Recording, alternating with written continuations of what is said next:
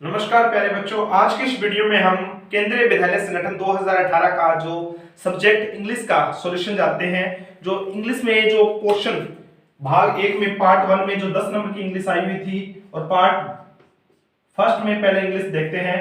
पहला क्वेश्चन था choose the word most nearly opposite in meaning to the given word. Fact word दिया हुआ था, फैक्ट का मतलब तथ्य, तो इसका नियरली अपोजिट मीनिंग बताना था। तो इसके ऑप्शन थे फिक्शन, फिक्शन का मतलब होता है काल्पनिक, इमेजिनेशन, इमेजिनेशन का मतलब भी काल्पनिक होता है, रियलिटी मतलब होता है वास्तविक, लाई मतलब होता है झूठ। तो ऑप्शन जो इमेजिनेशन, एक तो था फिक्शन, फिक्शन का मतलब भी काल्पनिक होता है, और option number B imagination, imagination का मतलब भी काल्पनिक होता है। तो नियरली अपोजिट मीनिंग बताना था, ज्यादा नियरली कौन सा है, तो फिक्शन एक नियरली अपोजिट है। तथ्य का मतलब होता है एकदम तथ्य, वो तथ्य मिले थे हमें, कोई भी सबूत मिला था। तो इसका जो करेक्ट आंसर रहेगा वो ऑप्शन नंबर ए आपका करेक्ट रहेगा, फिक्शन। सेकंड क्वेश्चन है complete the following sentence by using the correct form of verb with the help of the option that follow. The headmaster dash to speak to you. The headmaster dash to speak to you. तो headmaster ने क्या कहा? Is wanting, वह headmaster बोलना चाहता था। Option number एक है इज वांटिंग, बी है वाज वांटिंग, सी है वर वांटिंग और डी है wants. Headmaster wants to speak to you, headmaster wants to speak to you. तो ऑप्शन नंबर डी आपका करेक्ट आंसर रहेगा, वांट्स। इसी तरह हमारा क्वेश्चन नंबर थर्ड देखते हैं। ही डैश फॉर 5 hours, उसने कितने डैश घंटे लिए। तो इसका जो option number he dash for 5 hours,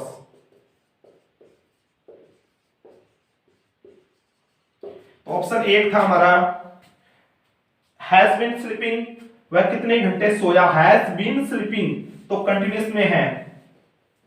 जो ये सेंटेंस हमारा बनेगा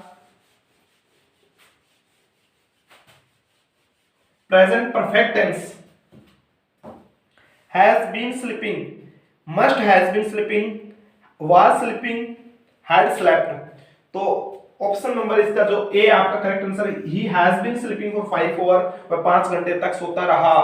हैज बीन स्लीपिंग, जो ऑप्शन नंबर एक है हैज बीन स्लीपिंग, तो ऑप्शन नंबर एक आपका सही आंसर रहेगा। इसी तरह फोर्थ क्वेश्चन है in each of the following sentence improve the underline part with the help of a given option.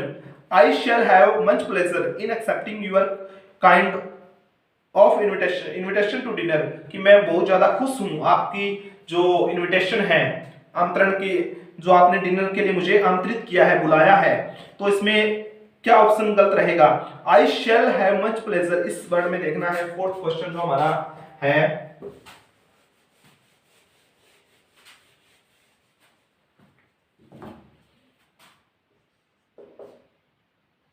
तो I shall have much pleasure,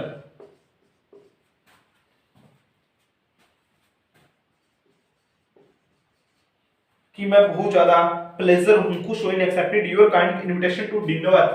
इसमें से जो इंप्रूव करना है वर्ड, तो can not have much pleasure, कि मैं बहुत ज्यादा खुश नहीं हूं। I am having much pleasure, मैं बहुत ज्यादा खुश हूं। आई में, शायद मैं, आई हैव, तो यहाँ क्या आएगा? सेल शब्द नहीं आएगा। आई हैव मच प्लेजर, तो ऑप्शन नंबर डी आपका करेक्ट आंसर रहेगा। इसी तरह question number fifth, no sooner did the police arrive then the robber made good their escape. तो question number fifth, no sooner did the police arrive, did the police arrive,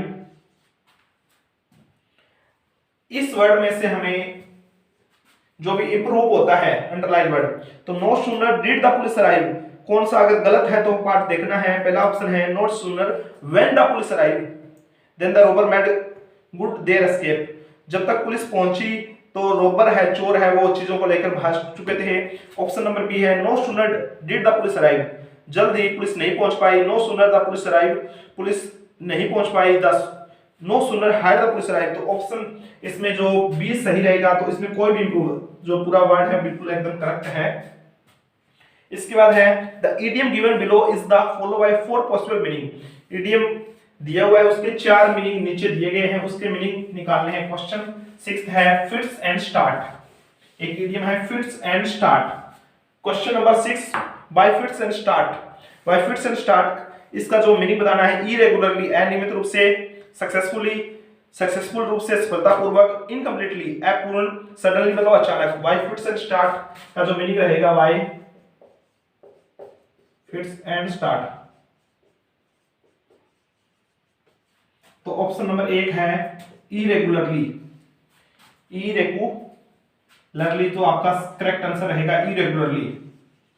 तो अच्छे level की English KBS 2018 में आई हुई थी, इस बार भी अच्छे लेवल की आई English. His performance in the office is quite superficial, जो उसकी परफॉर्मेंस थी ऑफिस में बहुत ही अच्छी थी, सुपरफिशियल थी, सुपरफिशियल। तो सुपरफिशियल का जो नियरली मीनिंग बताना है, सुपरफिशियल। फॉलोइंग वर्ड में अंडरलाइन में nearly meaning best expression superficial. Option number 1 है एक्सीलेंट। ऑप्शन नंबर बी है शैलो। ऑप्शन नंबर डी है सी है एक्सेसिव। ऑप्शन नंबर डी है हमारा, डी रहेगा अननेचुरल। तो ऑप्शन नंबर बी आपका करेक्ट आंसर रहेगा his performance is a shallow, superficial या shallow. In the following sentence one part में बी इज एन एरर, एक पार्ट में एरर है। Choose the word which has an error, उस part को बताना है जिसमें एरर है। 4 ऑप्शन दिए हुए हैं।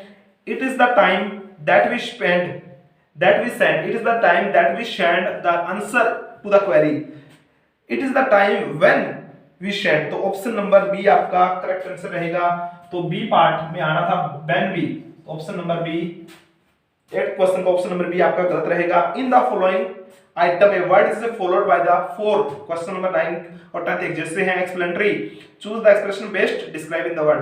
ऑर्थोडॉक्स, ऑर्थोडॉक्स का मतलब होता है रूढ़िवादी, जो पुरानी धारणाओं से ग्रसित होता है, उसका जो बेस्ट मीनिंग बताना है क्या होते हैं। जो क्वेश्चन नंबर 9 ऑप्शन 2 है हमारे, ऑप्शन 1 है ए है हमारा। ऑप्शन ए है one who is a flaunt established opinion, one who flaunt established opinion, जो गलत ओपिनियन बना लेता है। One who has no opinion of one one, अपने बारे में कोई भी विचार नहीं होता। One who hold established opinion, हम किसी के बारे में पुराने, वो एक अच्छा लड़का हो सकता है, वो अच्छा हो सकता है, वो बुरा हो सकता है, जिसके बारे में हम कोई भी पुरानी धारणाएं बना ले, मिलने से पहले ही किसी के बारे में ऐसे विचार बना ले, वो आदमी होता है Orthodox. One who holds, question number 9 था हमारा ऑर्थोडॉक्स। ऑर्थोडॉक्स का जो मीनिंग है हमारा करेक्ट आंसर रहेगा C part, one who hold established, one who holds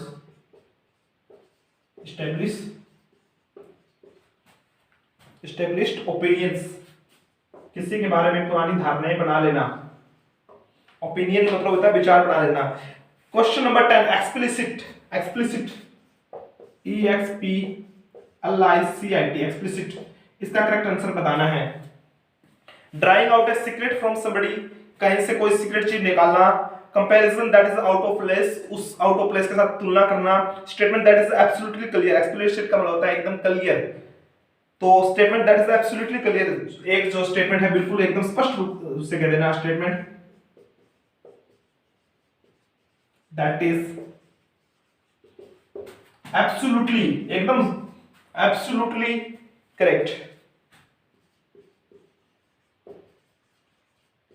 clear कह सकते हैं, करेक्ट कह सकते हैं। ये जो क्वेश्चन है हमारे 10 क्वेश्चन पार्ट नंबर 1 में आए हुए थे, और इसी तरह हम पार्ट नंबर 2 जो हमारा सब्जेक्ट कंसर्न है उससे रिलेटेड क्वेश्चन देखते हैं। सब्जेक्ट कंसर्न में भी 10 क्वेश्चन इंग्लिश के आते हैं। तो जो इंग्लिश का सब्जेक्ट कंसर्न में पार्ट नंबर 2 में पहला क्वेश्चन रहेगा हमारा, क्वेश्चन नंबर जो पहला आया हुआ था, choose the option which best describe the meaning of the underline idioms. जो क्वेश्चन नंबर पहला है she crawled forward inch by inch, she crawled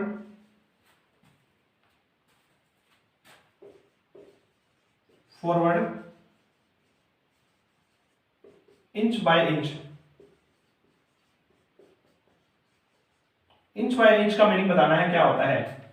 inch by inch का मीनिंग बात करें, she crawled forward inch by inch का meaning होता है slowly and carelessly, धीरे से और परंतु केयरलेसली, ध्यान न रखना, लेजी एंड केयरफुली, सुस्त और केयरफुली होना, quickly and carefully, slowly and carefully भी काम को इंच बाय इंच करना, धीरे धीरे करना। जैसे कछुआ और जो खरगोश की जो रेस थी, स्लोली धीरे धीरे और केयरफुली चलते रहे।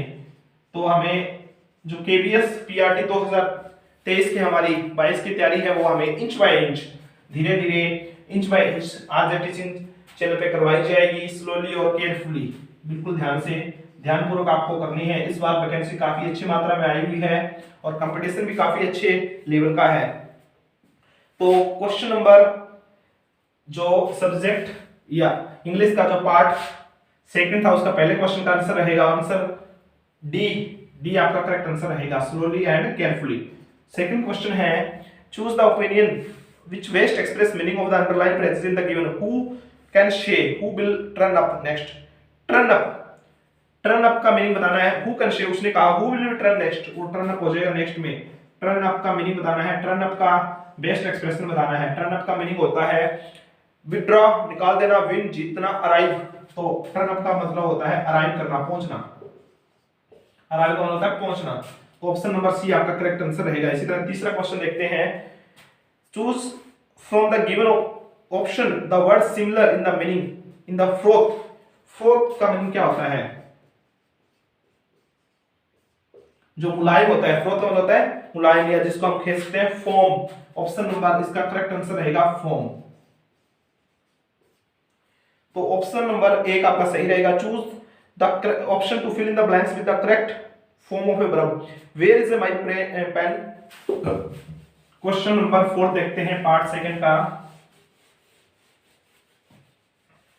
क्वेश्चन नंबर फोर्थ देखते हैं पार्ट सेकंड का। फोर्थ है choose the option to the fill in the blanks the correct form of the verb, where is my pen, Ram it yesterday, कि वो पेन कहां है जो राम ने यस्टरडे क्या कर दिया था। ऑप्शन नंबर एक है हमारा राम टेस्ट इज यस्टरडे।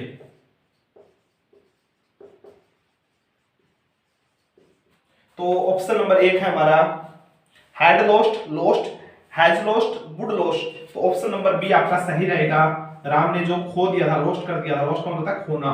तो question number 5, choose the correct option to the fill in the blanks in the following sentence, he rules a vast empire, वह एक बड़े साम्राज्य पर रूल करता है, शासन करता है। इन मतलब होता है में, प्रीपोजिशन बताती है, इनटू मतलब भी में होता है, ओवर मतलब होता है पर, एट मतलब एक करेक्ट एक्यूरेट टाइम के साथ आता है। तो ही रूल्स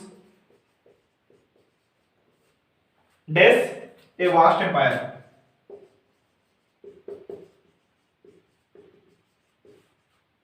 तो ऑप्शन नंबर ए आपका था इन, इनटू और ओवर। तो ऑप्शन नंबर सी आपका सही रहेगा, over, he rule over a vast empire. तो ऑप्शन नंबर सी आपका सही रहेगा।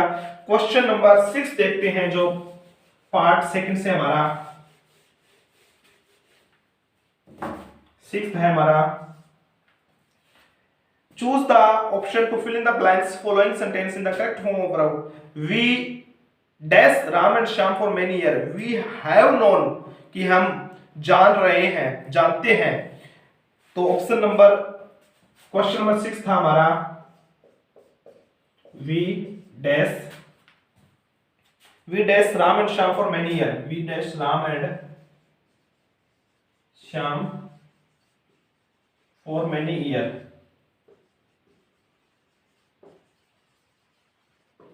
तो ऑप्शन नंबर इसका जो करेक्ट रहेगा, करेक्ट ऑप्शन है B, have known, we have known, कि हम उसको जानते हैं, have known. Question number 7, choose the option in the which each word in the following table has been correctly matched, which is the respective part of the speech. Word दिए हुए हमारे पास, फॉर्मी बताना है क्या है, वर्ब है, एडजेक्टिव है, फॉर्मी दिया हुआ है, फ्लक्स दिया हुआ है, बट दिया हुआ है और कैन दिया हुआ है। अगर हम बात करें कैन कुड, तो कैन होती है हमारी क्रिया, तो इसकी जगह हम लिख सकते हैं वर्ब। पीछे से लगे बट क्या होती है, यट वट, तो यट और वट होती है कंजक्शन जोड़ने वाली, बट वो नहीं आ पाया कंजक्शन।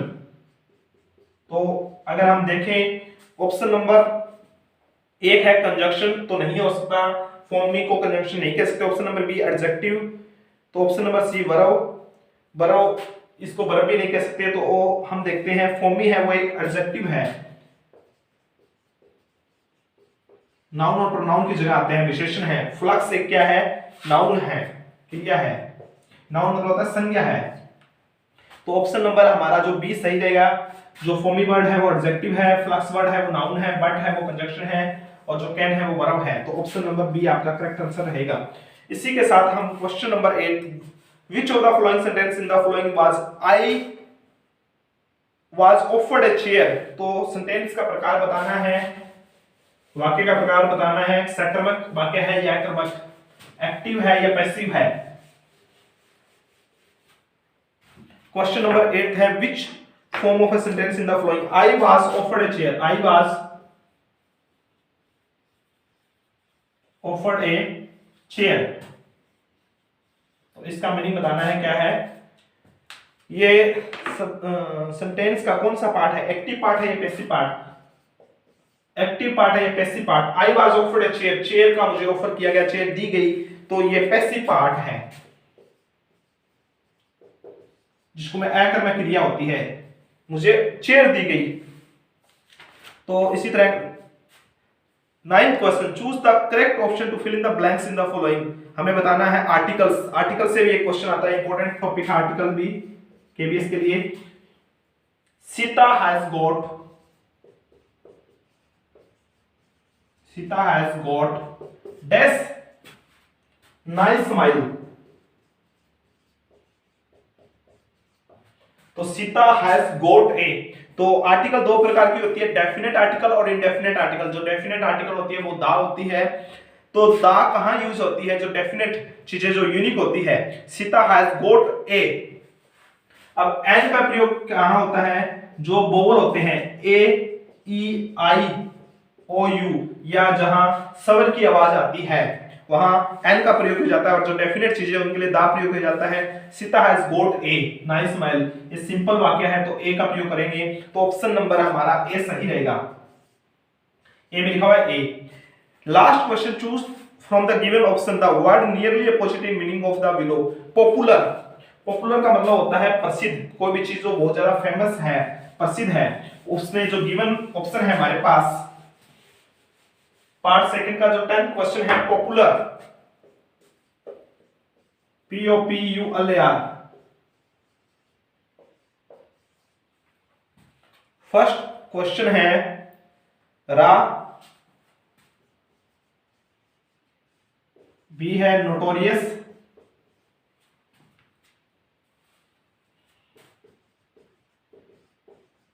सी है हमारा रेलिवेंट,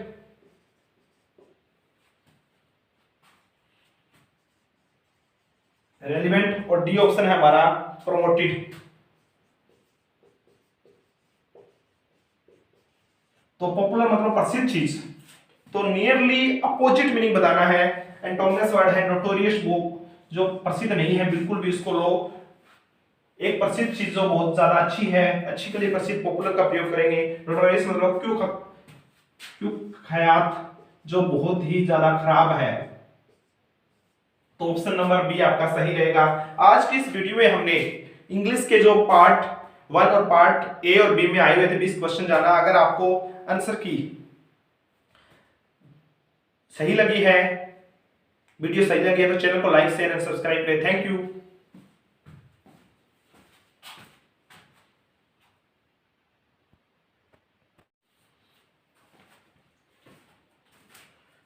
नमस्कार प्यारे बच्चों, आज की इस वीडियो में हम केंद्रीय विद्यालय संगठन 2018 के जो सब्जेक्ट हिंदी का है उसका सॉल्यूशन जानेंगे।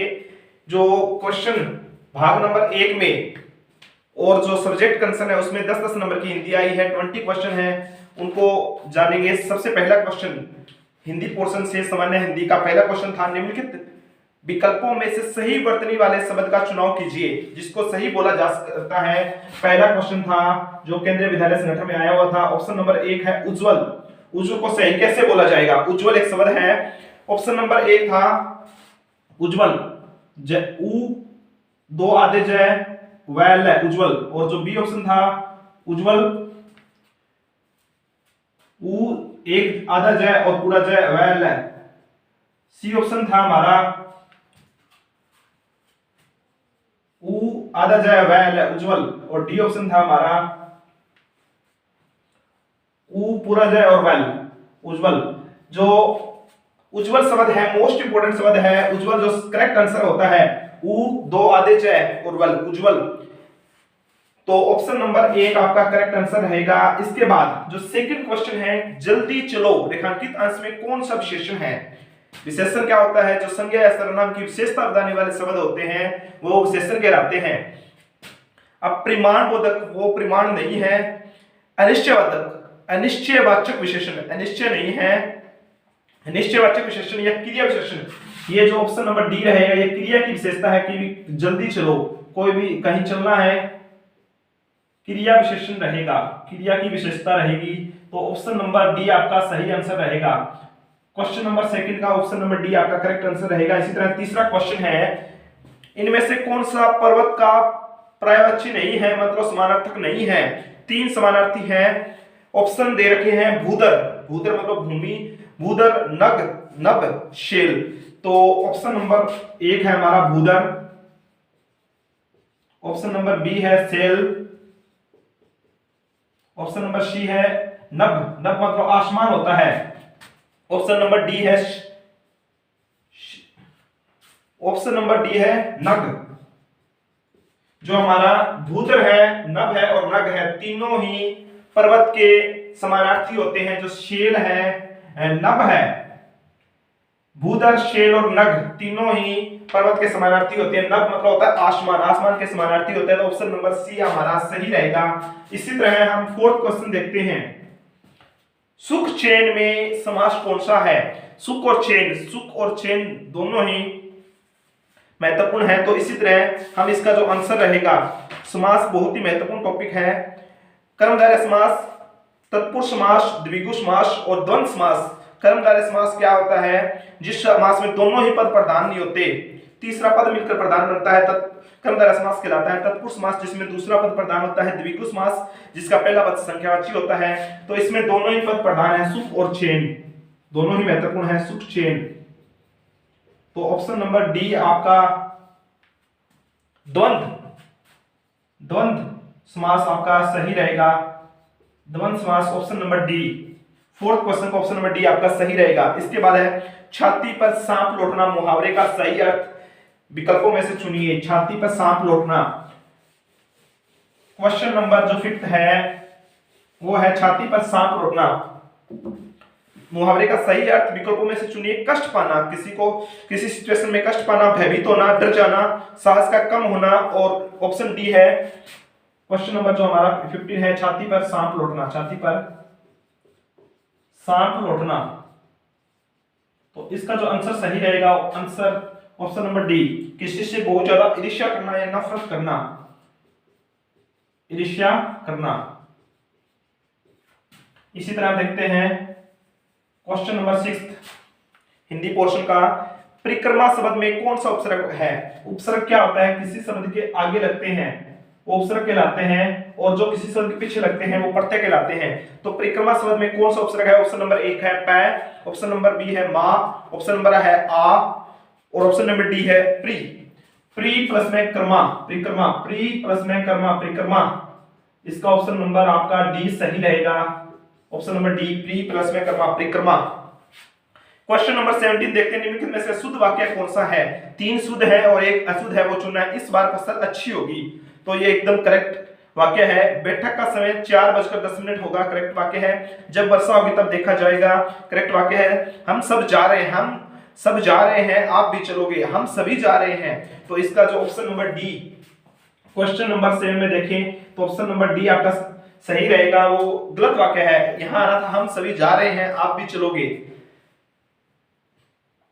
क्वेश्चन नंबर 8 है सिंह वन में रहता है में कौन सा कारक है? सबसे पहले क्या होते हैं, क्रिया के स्थान पर आने वाले शब्दों को कारक कहते हैं। सिंह वन में रहता है, कर्ता ने कर्म को करण से, कारक के कितने भेद होते हैं? कारक के 8 भेद होते हैं। सिंह वन में रहता है, कर्ता ने करण से नहीं हो सकता, कर्ता ने करण से कर्म को नहीं हो सकता। अपादान अलग होने का भाव। अधिकरण में पर, जो अधिकरण इसमें ऑप्शन नंबर आपका जो 8 क्वेश्चन है डी रहेगा। अधिकरण जो कारक होता है उसमें आता है अधिकरण में पर, जहां में और पर आता है। मैं वन में रहता हूं, मैं बाइक पर जा रहा हूं, में और पर आता है, वहां अधिकरण कारक होता है। तो ऑप्शन नंबर डी आपका सही रहेगा। नेक्स्ट क्वेश्चन है क्वेश्चन नंबर 9, विद्वान का जो पुल्लिंग है उसका स्त्रीलिंग बताना है। बहुत ही महत्वपूर्ण है विद्वान, जैसे धनवान हो गया, धनवान का भी एक आ सकता है महत्वपूर्ण वर्ड है। अगर इसका हम उत्तर सही देखें, विद्वान का सही स्त्रीलिंग बताना है। ऑप्शन नंबर 1 है विद्वता, ऑप्शन नंबर है विदुषी, विद्वत्री, विद्वानी। तो ऑप्शन नंबर बी गार्गी, जैसी गार्गी हो गया, बहुत सारी विदुषी महिलाएं हो गया। अगर महिला कोई जानकार है, निपुण है किसी भी क्षेत्र में, जिसको बहुत ज्यादा नॉलेज है, आदमी नॉलेज है, तो उसको विद्वान कहते हैं। अगर लेडीज को बहुत ज्यादा नॉलेज है तो उसको विदुषी कहते हैं। ऑप्शन नंबर बी आपका सही रहेगा। क्वेश्चन नंबर 20 देखते हैं, शाखा का बहुवचन क्या है? ऑप्शन नंबर 1 है शाखाएं, ऑप्शन नंबर बी है शाखिया, ऑप्शन नंबर सी है शाख, ऑप्शन नंबर डी है शाखें। तो ऑप्शन ए शाखा का शाखाएं, शाखाएं आपका सही रहेगा, और लास्ट में चंद्र बिंदु जरूर आती है। तो इसी तरह जो हमारे ये क्वेश्चन थे पोर्शन नंबर भाग 1 से, अगर इसी तरह भाग बी में भी 10 नंबर की हिंदी आई हुई है, वो भी हम देखते हैं सब्जेक्ट कंसर्न में। जो हमारा हिंदी वाला पोर्शन है, पहला है, अगर हम हिंदी में अगर हम बात करें भाग 2 में से, अगर यहां कह सकते हैं क्वेश्चन नंबर 11 हिंदी में, दोनों पोर्शन को मिलाकर 10 नंबर की भाग 1 में हिंदी आएगी और 10 नंबर की भाग बी में हिंदी आएगी। तो पहला, रचना के अनुसार वाक्य का भेद विकल्प में से दिया गया है। लोग तभी गिरते हैं जब असावधान होते हैं। तो दिया वाला लोग तभी गिरते हैं, लोग तभी गिरते हैं तब, जब तब, अब ये क्या है, जब तब अगर वाक्य आ जाए रचना के आधार पर, वाक्य के 3 भेद होते हैं, सरल वाक्य, संयुक्त वाक्य और मिश्रित वाक्य। अगर जहां कहीं जब और तब आया होता है तो वह वाक्य मिश्रित वाक्य होता है। अगर और यदि तथा आता है तो वो संयुक्त वाक्य होता है। तो इसको हम कह सकते हैं, ये वाक्य का जो प्रकार है, रचना के आधार पर वाक्य के 3 प्रकार होते हैं, सरल वाक्य, संयुक्त वाक्य और मिश्रित वाक्य। तो ये वाक्य का मिश्रित प्रकार है, मिश्रित वाक्य कह सकते हैं हम इसको। तो आपका ऑप्शन नंबर सी सही रहेगा, ऑप्शन नंबर सी मिश्रित वाक्य। भारत में बोले जाने वाली प्रमुख भाषाओं के परिवार किस विकल्प में दिखाए गए हैं? भारत में कौन कौन सी भाषाओं के परिवार या कौन कौन सी भाषाएं बोली जाती है, उनके परिवारों के नाम दिए गए हैं। क्वेश्चन नंबर 12, भारत में बोली जाने वाली भाषाओं के परिवार है आर्य, द्रविड़, यूरोपीय, अरबी, रोमन, तमिल, देवनागरी, उर्दू, आर्य, आर्यतर, वैदिक, संस्कृत, और डी है भारोपीय, आग्नेय, द्रविड़, तिब्बत धर्मी। जो भारत में भाषाएं बोली जाती है वो आर्य, सबसे पहले भारत में आर्य आए थे, आर्य, भारोपीय, भारत के जो भाषाएं बोली जाती है भारोपीय भाषाएं बोली जाती है, और आग्नेय, Dravid,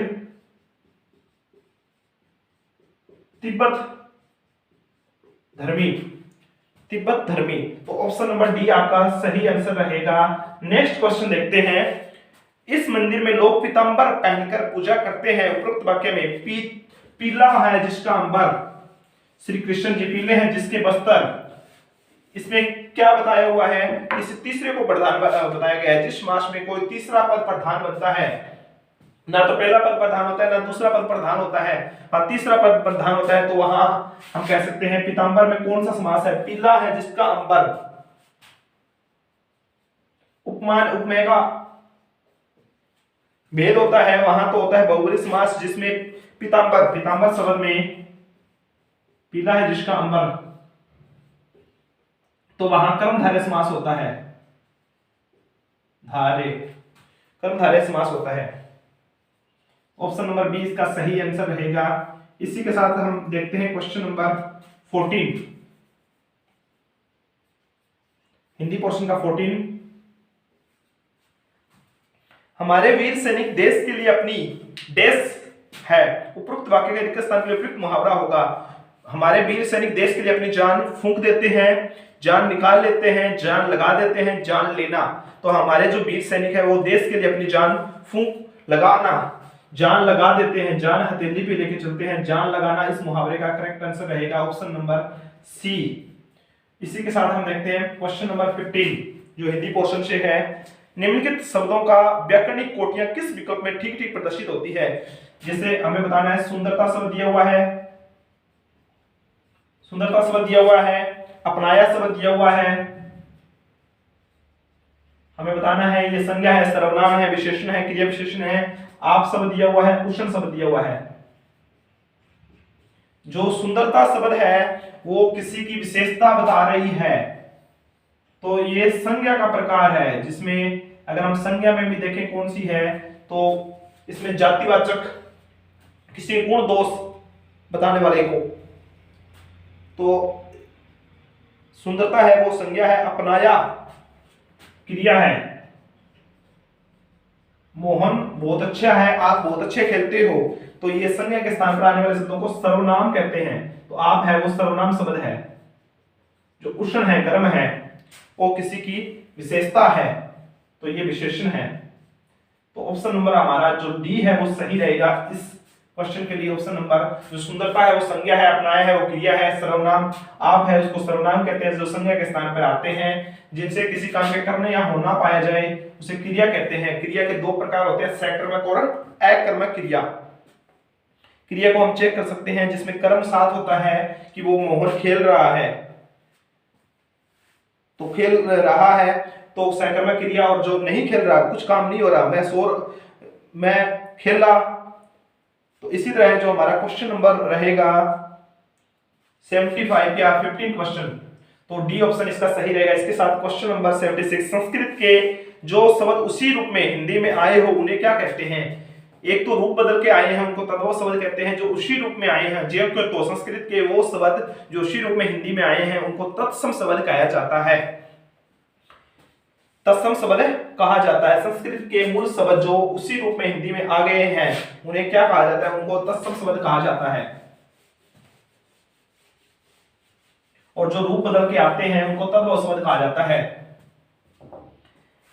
next question, question number 17, प्रतिकूलता शब्द में उपसर्ग और प्रत्यय छांटिए। जो प्रतिकूलता शब्द है उसमें उपसर्ग भी बताना है और प्रत्यय भी बताना है। प्रतिकूलता,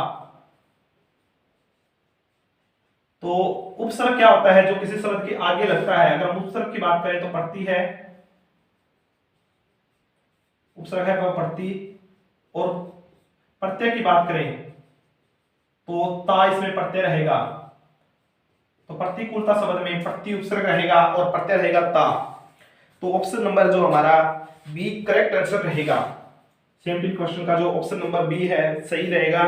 दवाई का बहुवचन बताइए। दवाई का जो बहुवचन के अगर हम बात करें, दवाई शब्द का जो पीछे भी एक क्वेश्चन आया हुआ था, last question, question number 10 portion 1 में तो आया था शाखा का बहुवचन। दवाई का बहुवचन, एक वचन और बहुवचन इंपॉर्टेंट है, पार्ट है हमारे हिंदी के। दवाई का जो बहुवचन, तो दवाई का होता है बहुवचन दवाइयां। जब बहुवचन में बनाते हैं तो छोटी की मात्रा आएगी और या लग जाएगा और उसके ऊपर चंद्र बिंदु। श्रीमान का स्त्रीलिंग, विद्वान का स्त्रीलिंग आया हुआ था पहले क्वेश्चन में। अब जो सब्जेक्ट कंसर्न है उसमें जो क्वेश्चन नंबर 19 श्रीमान इंपॉर्टेंट क्वेश्चन है, बहुत सारे एग्जाम में देखने को मिलता है हमारा। और केबीएस की जो हिंदी आती है काफी अच्छे लेवल की हिंदी है, तो हमें केबीएस में हिंदी में 20 लेने के लिए अप्रोक्सीमेटली तो हमें काफी अच्छी लेवल की तैयारी करनी पड़ेगी। श्रीमान का स्त्रीलिंग रूप कौन सा है? ऑप्शन नंबर 1 है श्रीमती, श्रीमती। बी है श्रीमती। ऑप्शन नंबर सी रहेगा श्रीमती। ऑप्शन नंबर डी रहेगा श्रीमानी।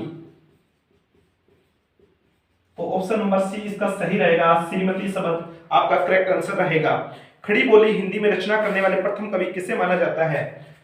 क्वेश्चन नंबर 20 में हमारा क्वेश्चन है, खड़ी बोली हिंदी में रचना करने वाले प्रथम कवि किसे कहा जाता है? ऑप्शन नंबर 1 है तुलसीदास, ऑप्शन नंबर बी है अमीर खुसरो, ऑप्शन नंबर सी है मलिक मोहम्मद जायसी और ऑप्शन नंबर डी है चंद बरदाई।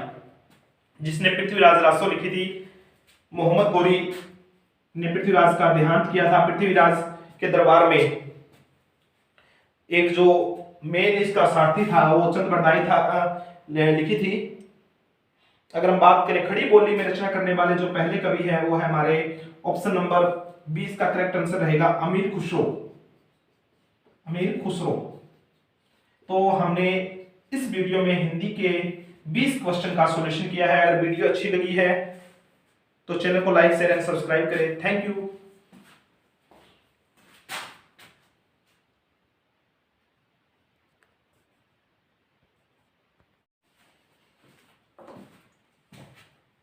नमस्कार प्यारे बच्चों, आज की इस वीडियो में हम जीएस जनरल सॉल्यूशन और जो कंप्यूटर का 2018 केवीएस का पेपर आया हुआ था उसमें जीएस के 10 नंबर के क्वेश्चन आए हुए थे और कंप्यूटर के 10 नंबर के क्वेश्चन आए थे, उनके सॉल्यूशन के बारे में जानेंगे। सबसे पहले हम देखते हैं जीएस या जो जनरल सॉल्यूशन जीके के जो क्वेश्चन आए हुए थे। पहला क्वेश्चन आया हुआ था माल और सेवा कर, जिसको जीएसटी कहते हैं। क्वेश्चन नंबर पहला था जीएसटी की शुरुआत, माल और सेवा कर दो जीएसटी भारत में कब प्रारंभ हुआ? जीएसटी भारत में पूरे भारत में कब लागू हुआ? जीएसटी की फुल फॉर्म इस बार आ सकती है। जीएसटी की फुल फॉर्म होती है goods and service tax, goods and service tax. GST 3 प्रकार की होती है। अगर हम जीएसटी के टाइप्स की बात करें तो 3 टाइप की जीएसटी होती है। पहली होती है आईजीएसटी, फिर सीजीएसटी और फिर होती है एसजीएसटी। आई का मतलब होता है integrated goods and service tax और सी का मतलब होता है central goods and service tax, जो रेवेन्यू सेंटर के पास जाता है। इंटीग्रेटेड मतलब जो जुड़ा हुआ होता है, दोनों के पास बढ़ता है। और कुछ विषय ऐसे होते हैं जो सिर्फ स्टेट गवर्नमेंट के हाथ में होते हैं, जैसे सेंटर हो गया, और कुछ विषय जो सेंटर और स्टेट दोनों के हाथ में होते हैं, जैसे एजुकेशन हो गया और रेलवे हो गया, पोस्टल डिपार्टमेंट हो गया, वो स्टेट सेंट्रल गवर्नमेंट के हाथ में होते हैं। आईजीएसटी जहां से रेवेन्यू होता है वो दोनों के पास बढ़ता है, जितना भी पोर्शन होता है। एजुकेशन से हो गया, सेंट्रल में अगर बात करें रेलवे हो गया, पोस्ट विभाग हो गया, और एसजीएसटी जैसे पुलिस हो गया। गुड्स एंड सर्विस टैक्स जो भारत में लागू हुआ वो 1 जुलाई 2017 से लागू हुआ, 1 जुलाई 2017। तो इसका जो ऑप्शन नंबर सी सही रहेगा, जुलाई 2017। दिल्ली की सुरक्षा प्राचीर में निम्न में से कौन इब्न बतूता के द्वारा सबसे उत्तम दरवाजा बताया गया था? दिल्ली की सुरक्षा के लिए प्राचीन में इब्न बतूता के द्वारा जो दिल्ली की सुरक्षा में जो दरवाजे बनाए गए थे, गुल दरवाजा, दिल्ली दरवाजा, मांडवी दरवाजा और सबसे जो महत्वपूर्ण दरवाजा था इन चारों में से बदायूं दरवाजा को महत्वपूर्ण बताया गया था। तो ऑप्शन नंबर बी आपका सही रहेगा, बदायूं दरवाजा, बदायूं दरवाजा। ऑप्शन नंबर आपका बी सही रहेगा। इसी तरह हम देखते हैं थर्ड क्वेश्चन। क्वेश्चन नंबर 3 है, भारत में वह कौन सा राज्य है जिसने सर्वप्रथम राज्य के सभी घरों की छतों पर वर्षा जल संचयन की संरचना का निर्माण अनिवार्य कर दिया गया है? पंजाब में पानी की कोई कमी नहीं है, पंजाब और हरियाणा, क्योंकि यहाँ की जो नदियां हैं वो 12 है, पेरिनियल है। तमिलनाडु, केरल, महाराष्ट्र। तमिलनाडु के अगर हम राजधानी की बात करें चेन्नई, केरल की तिरुवनंतपुरम, महाराष्ट्र। तो तमिलनाडु एक ऐसा राज्य है जिसने जो वर्षा का पानी है छतों पर अनिवार्य रूप से संचयन करना अनिवार्य कर दिया था। तमिलनाडु, हमारा तमिलनाडु जो समुद्र तट पर बसा हुआ एक राज्य है, तमिलनाडु। तमिलनाडु एक राज्य है जो समुद्र तट पर बसा हुआ है। तो ऑप्शन नंबर बी आपका करेक्ट आंसर रहेगा। क्वेश्चन नंबर 4 देखते हैं, चिपको आंदोलन का संबंध किस राज्य से है? चिपको आंदोलन का संबंध उत्तराखंड में ऑप्शन नंबर 1 है, ऑप्शन नंबर बी है छत्तीसगढ़, ऑप्शन नंबर सी है Madhya Pradesh, option number D है झारखंड। चिपको आंदोलन का जो संबंध है वो उत्तराखंड में है। उत्तराखंड के गढ़वाल जिले से 1970 में जो उनसे संबंधित थे कौन कौन से जो समाज सुधारक थे, अगर हम बात करें सुंदरलाल बहुगुणा ने इसका नेतृत्व किया था। चिपको आंदोलन की शुरुआत कहां हुई थी? उत्तराखंड में 1970 के दशक में हुई थी और सुंदरलाल बहुगुणा उनमें प्रमुख रहे थे। जिस तरह अमृता देवी बिश्नोई ने खेजड़ी के वृक्षों को बचाने के लिए राजस्थान में आंदोलन चलाया था, इसी तरह चिपको आंदोलन लोग पेड़ से चिपक गए थे, चिपको आंदोलन इसी का नाम उनको बचाने के लिए। तो उत्तराखंड की राजधानी की बात करें, अभी प्रेजेंट टाइम में उत्तराखंड की 2 राजधानी है, देहरादून एंड गैरसैंण। देहरादून एंड गैरसैंण। अगर हम आंदोलन की बात करें तो 1970 के दशक में चलाया गया ये आंदोलन था और इसके जो मुख्य प्रणेता थे सुंदरलाल बहुगुणा। अभी कोरोना टाइम में 2021 में उनका देहांत हुआ है Sundarlal Bahuguna. Next question number 5 रहेगा, बांग्लादेश की जिसकी राजधानी जो हमारा पड़ोसी देश है, सबसे ज्यादा सीमा लगती है, भारत की सीमा मैक्सिमम सबसे ज्यादा जिस देश के साथ लगती है वो है बांग्लादेश, 4096.6 किलोमीटर स्क्वायर। बांग्लादेश की राजधानी है ढाका और जहां के अभी प्रधानमंत्री है शेख हसीना। बांग्लादेश की ग्रामीण बैंक का संस्थापक कौन थे? ऑप्शन नंबर 1 है मोहम्मद यूनुस, मोहम्मद तालिब, AR हाशिम, महबूब अल हक। तो option number 1 Mohammad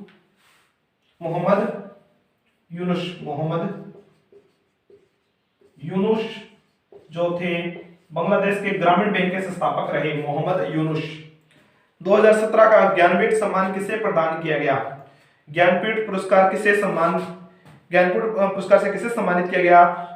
option number 1 है Shiv Mehta, option number B है Krishna Sobti, option number C है Ramesh Kuntal Megh, option number D है जयंत महताब बोरा।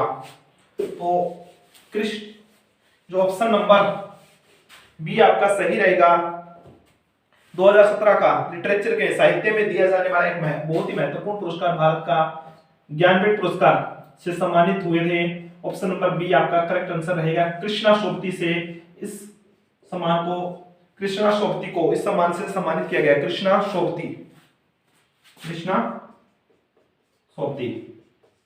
आपका करेक्ट आंसर रहेगा। इसी तरह क्वेश्चन नंबर जो 27 या जीके में हम बात करें, क्वेश्चन नंबर 7 था, निम्नलिखित में से कौन सी नदी भारत बांग्लादेश से होकर बहती है, या ऐसी कौन सी नदी है जो 3 देशों से होकर बहती है? चीन, भारत और बांग्लादेश। अगर हम बात करें ब्रह्मपुत्र नदी जो 3 देशों से होकर बहती है, ब्रह्मपुत्र नदी का हम उद्गम स्थल की बात करें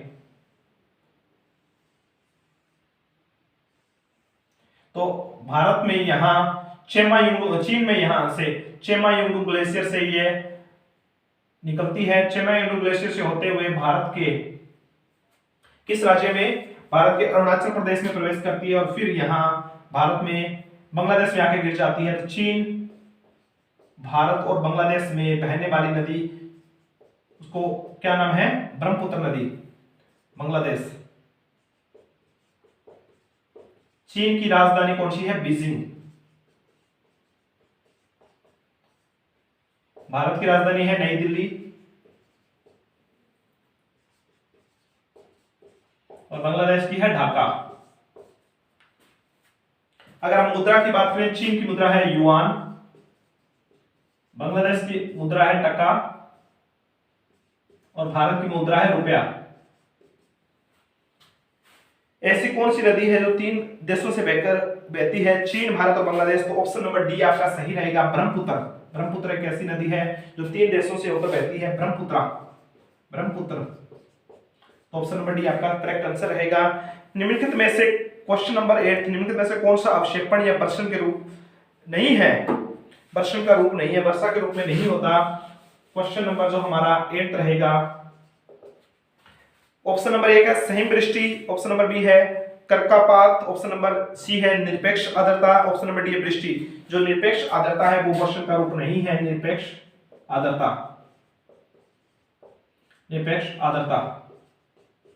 तो ऑप्शन नंबर सी आपका करेक्ट आंसर रहेगा। क्वेश्चन नंबर 9 देखते हैं, जीएस है, उसमें कुछ क्वेश्चन स्टैटिक वेग के भी आए हुए हैं। दीपा कर्माकर ने मर्सीव तुर्की में जुलाई 8 2018 को जिम्नास्टिक, दीपा कर्माकर का जो संबंध है वो जिम्नास्टिक से है, वर्ल्ड चैलेंज कप में स्वर्ण पदक जीता। किस इवेंट में उन्होंने ये कप जीता था या उनका खेल कौन सा था? ऑप्शन नंबर 1 है bar event, option number B है vault event, option number C है parallel bar exercise, option number D है फ्लोर एक्सरसाइज। तो ऑप्शन नंबर बी आपका सही रहेगा। दीपा कर्माकर कौन सा खेल खेलती है? वॉल्ट इवेंट से रिलेटेड है, वॉल्ट इवेंट से दीपा कर्माकर रिलेटेड है, वॉल्ट इवेंट।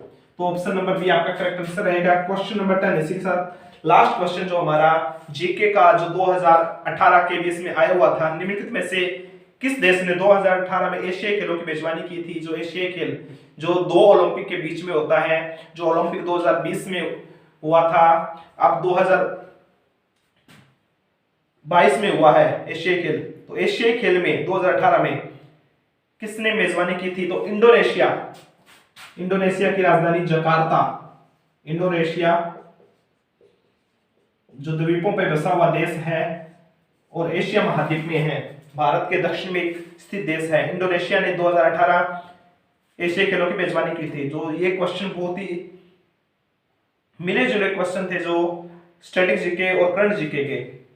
तो option number B question number 10 का ऑप्शन नंबर बी सही रहेगा। इसी के साथ हम 10 क्वेश्चन जो हमारे कंप्यूटर के आए थे वो भी देखते हैं, कंप्यूटर से रिलेटेड।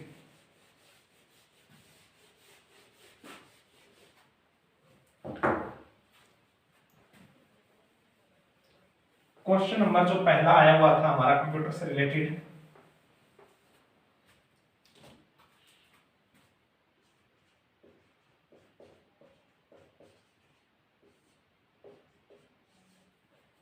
पहला क्वेश्चन था एमएस वर्ड में थीसोरस टूल का प्रयोग। एमएस वर्ड ये जो केबीएस में कंप्यूटर आता है वो बिल्कुल प्रैक्टिकल क्वेश्चन आए थे। थीसोरस टूल का उपयोग किसके लिए किया जाता है?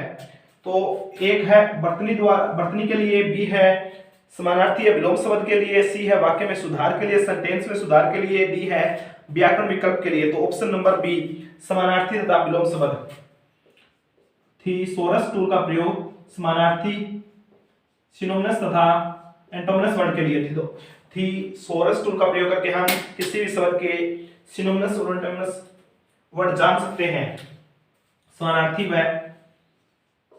विलोम शब्द। क्वेश्चन नंबर 2 है हमारा, निम्नलिखित में से क्या समानता है फेसबुक, ट्विटर, इंस्टाग्राम और Pinterest? Facebook, Twitter, Instagram, Pinterest ये क्या है? सभी को डार्क वेब से एक्सेस किया जा सकता है, सभी सोशल नेटवर्किंग साइट है, सभी समाचार वेबसाइट है, सभी प्रतिबंधित वेबसाइट है। तो ये जो फेसबुक, ट्विटर, इंस्टाग्राम सभी सोशल नेटवर्किंग साइट है, सभी सोशल नेटवर्किंग साइट है।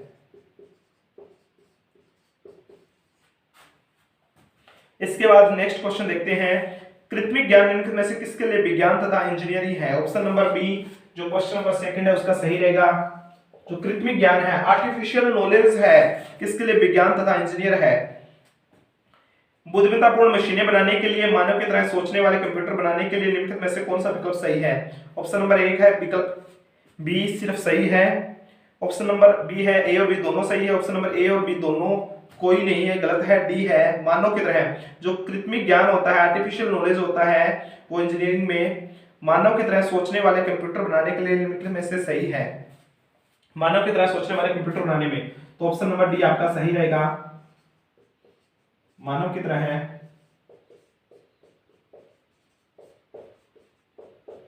सोचने वाले कंप्यूटर बनाने में, सोचने वाले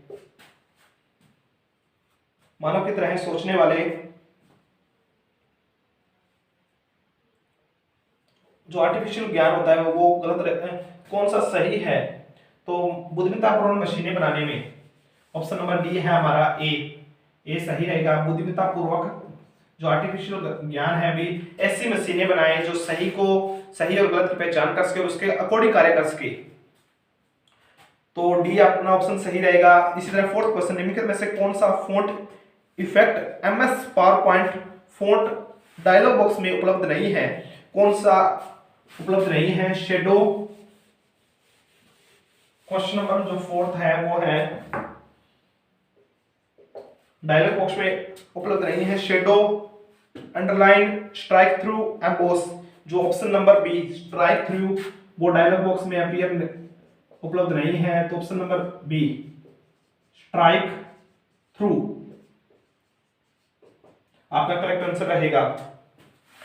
क्वेश्चन नंबर 5, एमएस ऑफिस में फॉर्मेटिंग टूलबार या फॉन्ट साइज टूल में सबसे छोटा तथा सबसे बड़ा फॉन्ट साइज उपलब्ध है। सबसे छोटा फॉन्ट साइज कौन सा होता है एमएस ऑफिस में? जो सबसे छोटा होता है एमएस ऑफिस में फॉर्मेटिंग टूलबार में, तो सबसे छोटा होता है अगर हम बात करें 8, बाय डिफॉल्ट 8 निकलता है और मैक्सिमम वर्ड को हम 72 बड़ा कर सकते हैं। जैसे मैंने एक वर्ड लिखा आरजे टीचिंग, तो बाय डिफॉल्ट उसको 8 साइज का आएगा। अगर हम 72 पे करेंगे तो ये अक्सर बहुत ज्यादा बड़ा लिखा जाएगा। तो बाय डिफॉल्ट 8 आता है और इसको बड़ा कर सकते हैं 72 तक। तो ऑप्शन नंबर हमारा जो ए है वो करेक्ट आंसर रहेगा। इसी तरह हम जो नेक्स्ट क्वेश्चन है क्वेश्चन नंबर 6 जो कंप्यूटर से रिलेटेड था, दैनिक संचालन के लिए लैपटॉप पर आमतौर पर प्रयुक्त होने वाले इनपुट डिवाइस कौन सी है? लैपटॉप में हम दैनिक रोजमर्रा के जीवन में हम काम करते हैं, तो पहला ऑप्शन रहेगा कीबोर्ड तथा माउस। कीबोर्ड तथा सीडी-रोम का प्रयोग नहीं करते, माउस तथा पेन ड्राइव का प्रयोग नहीं करते, कीबोर्ड तथा स्क्रीन। कीबोर्ड से और माउस का प्रयोग जो दैनिक जीवन में प्रयोग होने वाला है ऑप्शन नंबर 1 कीबोर्ड तथा माउस एकदम करेक्ट आंसर रहेगा, तथा माउस। क्वेश्चन नंबर 7 देखते हैं, एक स्लाइड के जाने और दूसरी स्लाइड के आने के मध्य मोशन इफेक्ट डालने के लिए निम्नलिखित में से किस विशेषता उपयोग किया जाता है? मोशन इफेक्ट डालने के लिए एक स्लाइड को दूसरी स्लाइड जाने के बीच में जो मोशन इफेक्ट वाला animation scheme, slide design, slide transition, animation object. तो स्लाइड ट्रांजिशन का प्रयोग किया जाता है, स्लाइड ट्रांजिशन,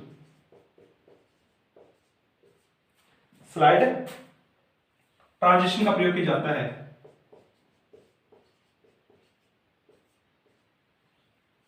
क्वेश्चन नंबर जो 8 है देखते हैं।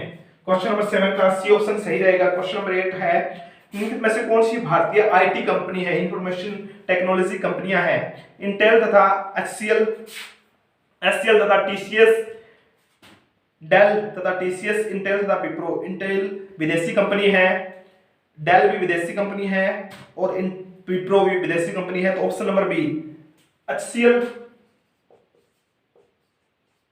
तथा टीसीएस, टाटा कंसल्टेंसी सर्विस सबसे बड़ी आईटी कंपनी है। सबसे बड़ी देश की आईटी कंपनी इंडिया की है टीसीएस, इसके बाद एचसीएल। क्वेश्चन नंबर 9 देखते हैं, निम्नलिखित युग्म में दिए गए हैं, तो निम्नलिखित में से कौन सा युग्म wifi modem, Chrome cable, file drive, hard drive, charging cable, निम्नलिखित में से कौन सा युग्म से इससे भिन्न है? तो वाईफाई मॉडेम जुड़ा होता है, एकदम करेक्ट है। फाइल हार्ड ड्राइव में ही होती है, चार्जिंग केबल के द्वारा की जाती है। तो क्रोम है वो केबल नहीं है, क्रोम एक सोशल नेटवर्किंग साइट है। तो ऑप्शन नंबर बी इसका करेक्ट आंसर नहीं है। तो ऑप्शन नंबर बी हमारा रहेगा ए में लिखा हुआ है केवल बी। तो क्रोम है वो एक सोशल नेटवर्किंग साइट है, हम सर्च इंजन कह सकते हैं। तो इसी तरह लास्ट क्वेश्चन हमारा जो कंप्यूटर से रिलेटेड आया हुआ था, कंप्यूटर जो 2018 में आया हुआ था, बिल्कुल प्रैक्टिकल था, इसको थोड़ा बहुत नॉलेज था, उसके 8 या 9 नंबर आसानी से आ गए थे। क्वेश्चन नंबर 10, किसी डॉक्यूमेंट एमएस ऑफिस में डाटा को एक स्थान से दूसरे स्थान पर ले जाने के लिए निम्नलिखित में से किस विकल्प का उपयोग किया जाता है? डाटा को एक फाइल से दूसरी फाइल में ले जाने के लिए किस विकल्प का? सबसे पहले उसको पेस्ट करेंगे, पेस्ट तो लास्ट में किया जाता है, कट करेंगे, कॉपी करेंगे।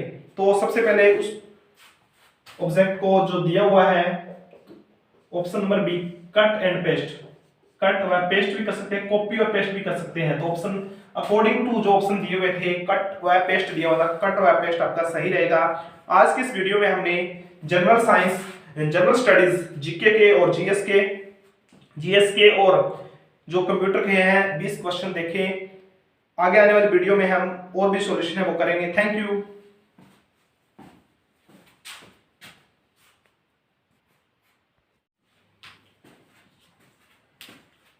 नमस्कार प्यारे बच्चों, आज हम केंद्रीय विद्यालय संगठन 2018 का जो प्रीवियस ईयर का सॉल्यूशन है सब्जेक्ट साइंस का पोर्शन देखते हैं। जो पहला क्वेश्चन जो आया हुआ था,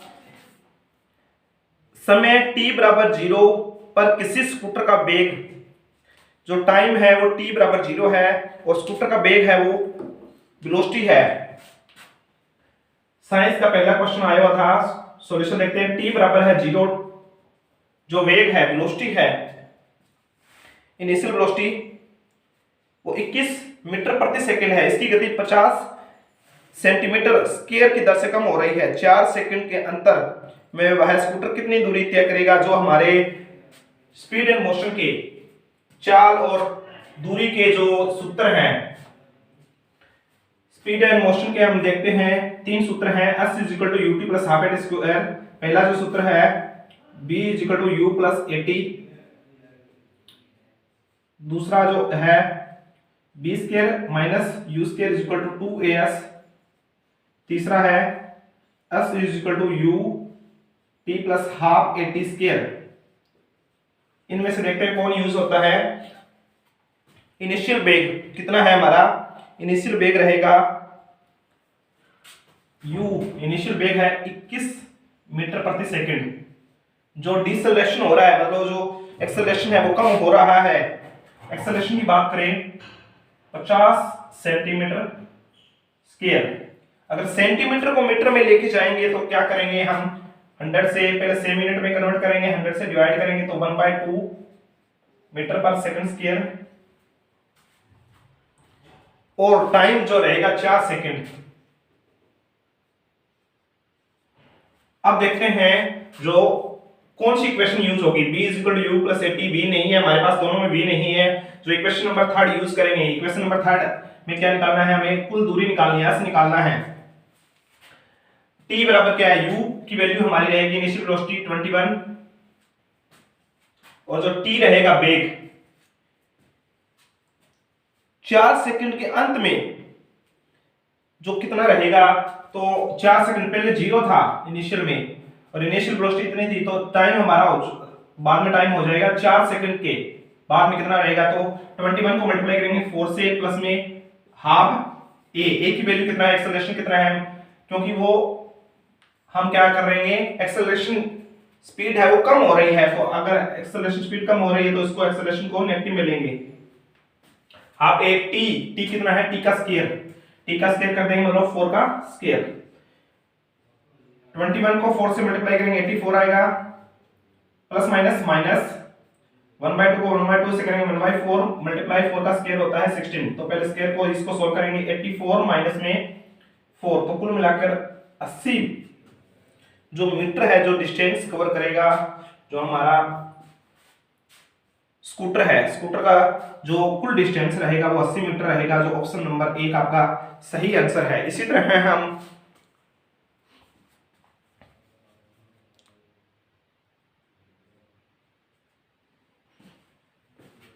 तरह हम देखते हैं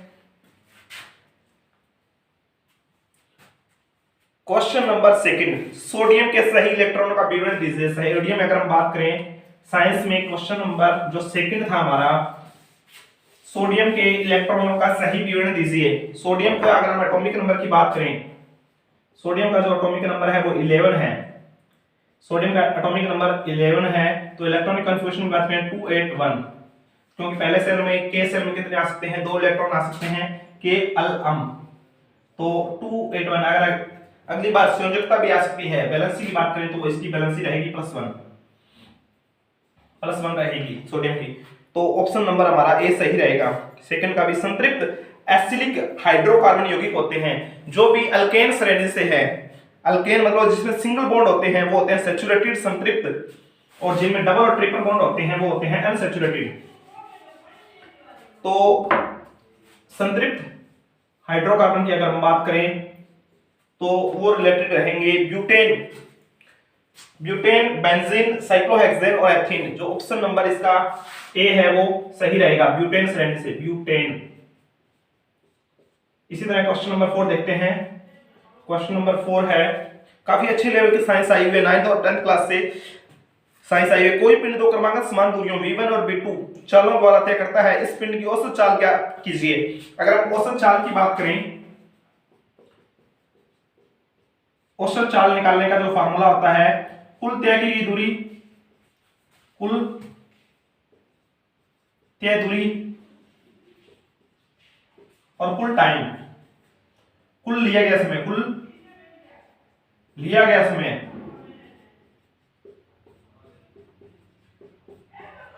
लिया गया समय। अगर हमारे पास जो चाल है v1 और v2, तो अगर हम डिस्टेंस बात करें, एक जो गाड़ी है वो a स्थान से लेकर b स्थान तक जाती है और b से वापस आती है। मान लो a से b का डिस्टेंस x किलोमीटर है, तो b से a का डिस्टेंस भी x किलोमीटर रहेगा। यहां से हम चाल का जो फार्मूला होता है, स्पीड का फार्मूला होता है दूरी बटा समय। यहां हम समय निकाल लेंगे t1, तो दूरी रहेगी एक a से b तक जाती है तो डिस्टेंस तो x रहेगा। तो चाल पहली बार जो एक गाड़ी है उसकी चाल है v1 और t2 निकाले हम, b2a वापस आ रही है गाड़ी तो x ही रहेगा। जो दूरी है वो तो एक जैसी रहेगी, जो स्पीड है v2 हो जाती है। अब अगर हम उस चाल का फार्मूला कुल दूरी x किलोमीटर जाने में x किलोमीटर आने में, तो x को x से ऐड करेंगे तो 2x हो जाएगा। कुल लिया गया समय तो t1 और t2, t1 की value x divide by b1, x divide by b2, इन दोनों को सॉल्व करेंगे तो हमारा आंसर आ जाएगा। x और x को ऐड करेंगे 2x हो जाता है। अब इनका एलसीएम लेंगे, b1 b2 x b2 plus x b1 2x, इसको हम यहां सोल्व कर सकते हैं। 2x b1 b2 जो डिनोमिनेटर का डिनोमिनेटर होता है वो न्यूमिनेटर बन जाता है, हर का हर अंश बन जाता है। b1 b2 मल्टीप्लाई में हो जाएंगे और x दोनों में कॉमन आ जाएगा, b1 प्लस में b2 इस तरह लिख सकते हैं।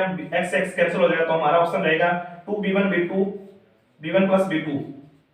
औसत चाल निकालने का फार्मूला हमारा इस तरह से निकलता है, जो ऑप्शन नंबर डी, इस क्वेश्चन का क्वेश्चन नंबर 4 का जो ऑप्शन नंबर डी आपका सही रहेगा, 2b1 b2 divide by b1 plus b2। इसके बाद देखते हैं, कोई खुली जीप किसी सरल रेखीय एक स्ट्रेट लाइन में जा रही है। कोई जो खुली जीप है वो एक स्ट्रेट लाइन में जा रही है,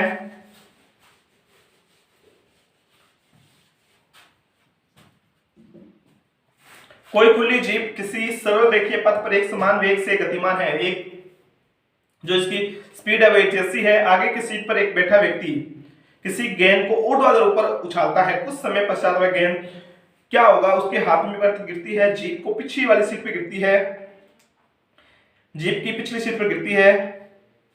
और ऑप्शन नंबर डी, जीप के बाहर गिरती है। अगर वेग एक जैसा है तो जो गेंद है वो उसके हाथ पर गिरेगी, जो ऑप्शन नंबर 1 है वो आपका सही रहेगा। क्वेश्चन नंबर 96, जो संवेग संरक्षण का नियम है, 15 मीटर पर सेकंड के 36 वेग से किसी सरल रेखा के अनुदिश गतिमान कोई 40 किलोग्राम द्रव्यमान का पिंड 10 केजी द्रव्यमान के किसी स्थिर लकड़ी के गुटके से टकराकर चिपक जाता है। यदि पृष्ठ चिकना है तो संगठन के पश्चात संयुक्त पिंड की उसी सरल रेखा के अनुदिश किस वेग से गति करेगा, उसकी गति बताना है। तो उसका फार्मूला लिखेंगे m1 v1 = m2 v2।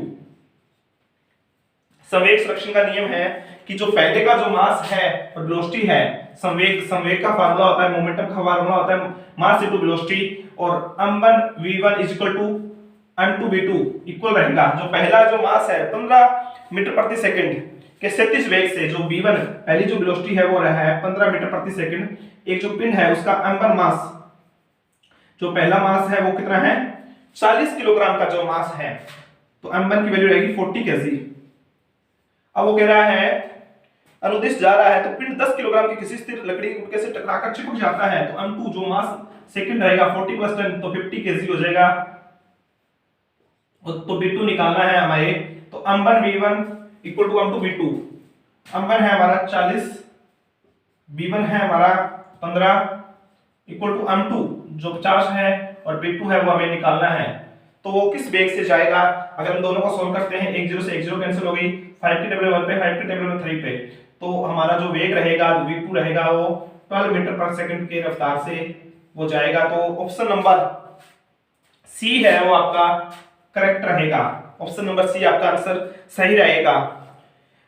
Question number 7, कोई पिंड इस प्रकार गति करता है कि उसके द्वारा चली गई दूरी लिए गए समय के वर्ग के अनुपाती है। इस पिंड की गति के विषय में क्या निष्कर्ष निकाला जाता है? जो ये सम है, क्वेश्चन नंबर जो फर्स्ट हमने फॉर्मूला यूज किया था वो same formula s = ut + half at square.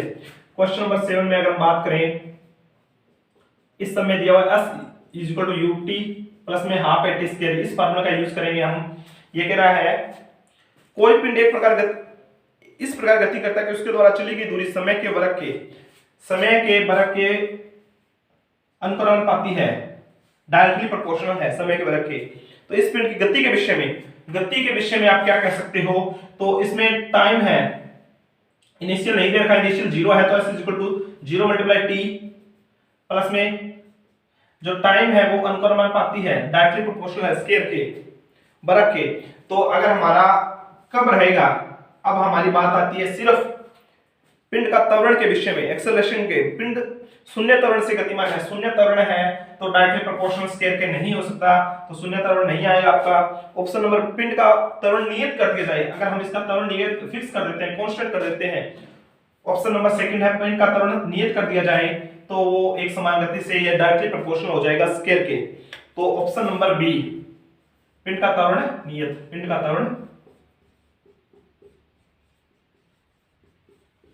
त्वरण नियत है। तो ऑप्शन नंबर आपका बी सही रहेगा। पृथ्वी पर जल के संसाधन हैं, पृथ्वी पर जल किन किन रूपों में मिलता है? ऑप्शन नंबर 1 है समुद्र में, महासागर में, समुद्र में मिलता है, महासागर में मिलता है। समुद्र बहुत सारे हैं, महासागर अपने पास 5 हैं। पर्वतों और ध्रुवों पर, मानसूनी वर्षा पर, महासागर। ऑप्शन नंबर डी है महासागर में हिम के रूप में, हिम मतलब होता है बर्फ के रूप में, वर्षा भूमिगत जल। तो ऑप्शन नंबर डी आपका सही रहेगा। क्वेश्चन नंबर हम देखते हैं साइंस का क्वेश्चन का, जो क्वेश्चन नंबर 8 है। क्वेश्चन नंबर 8 जो हमारा है कि भूमि पर जो जल है, जल कहां से मिल सकता है? तो जल मिलेगा महासागर के रूप में, ओशियन के रूप में, बर्फ के रूप में, वर्षा और भूमिगत जल। महासागर, हिम, वर्षा और भूमिगत जल। महासागर, हिम, वर्षा और भूमिगत जल,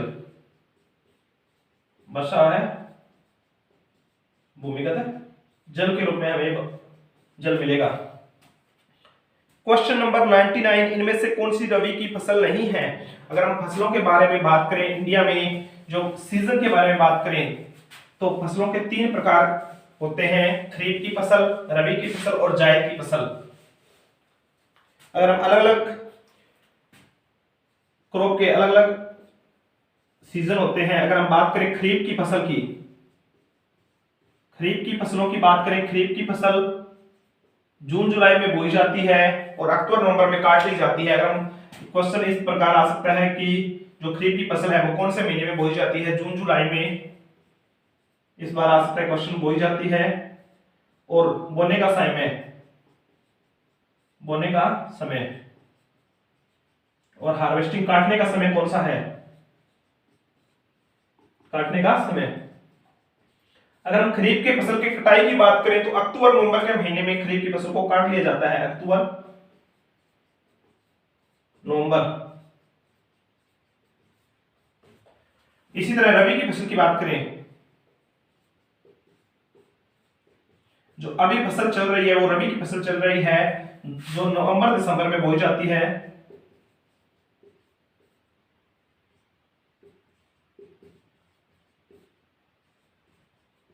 और अप्रैल मई में काट ली जाती है। और इनके बीच में ये जायद की फसलें, जो कुछ सब्जियां हैं, जायद फसलें कब बोई जाती है? मई जून, अप्रैल मई में बोई जाती है। 2 महीने की होती है ये, अप्रैल मई में और मई जून में काट ली जाती है। तो भारत में आमतौर पर फसलों की दो ही ऋतुएं मानी जाती है, इनके बीच में इनको गिना नहीं जाता। वैसे जायद की फसलें जो, अगर हम बात करें रबी की फसल जो अभी चल रही है, गेहूं, मटर, सरसों।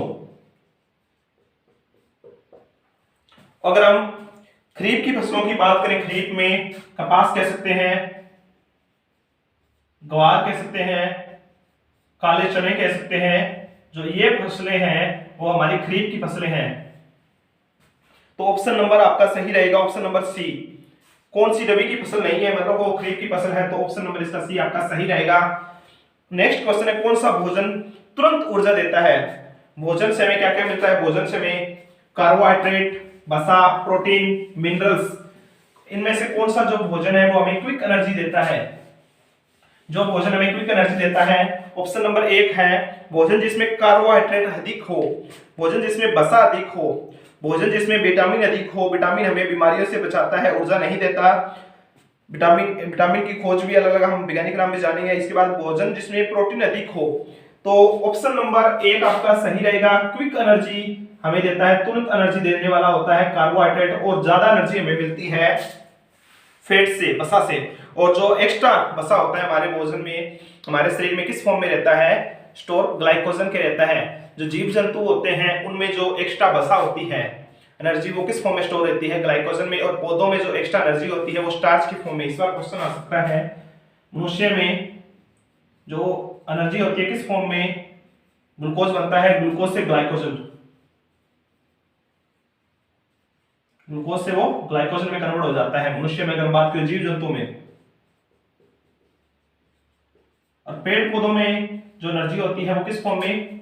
पादप में। पादप में बात करें हम तो एनर्जी होती है वो स्टार्च की फॉर्म में स्टोर रहती है। तो ऑप्शन नंबर इसका ए आपका सही रहेगा, भोजन जिसमें कार्बोहाइड्रेट अधिक हो। क्वेश्चन ये भी आ सकता है कि मैक्सिमम एनर्जी किससे मिलती है? तो वसा से मिलती है। नेक्स्ट क्वेश्चन है, वाट सेकंड किसका मात्रक है?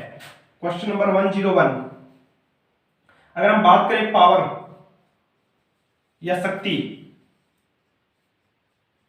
शक्ति का जो मात्रक होता है वो होता है वाट।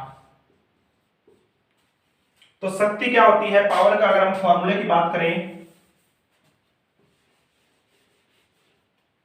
पावर या शक्ति कह सकते हैं हम,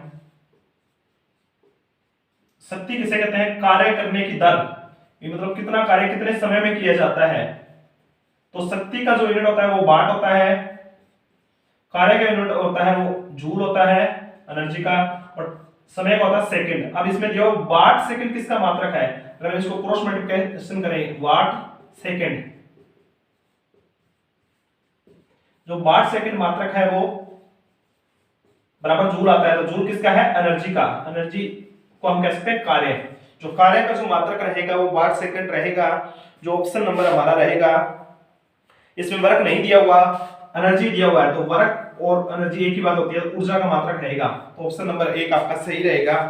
कौन से अंग के द्वारा रक्त को सारे शरीर में अभिगमन किया जाता है? अभी कौन से मनुष्य के शरीर के कौन से भाग द्वारा रक्त को शरीर के सभी भागों में पहुंचाया जाता है?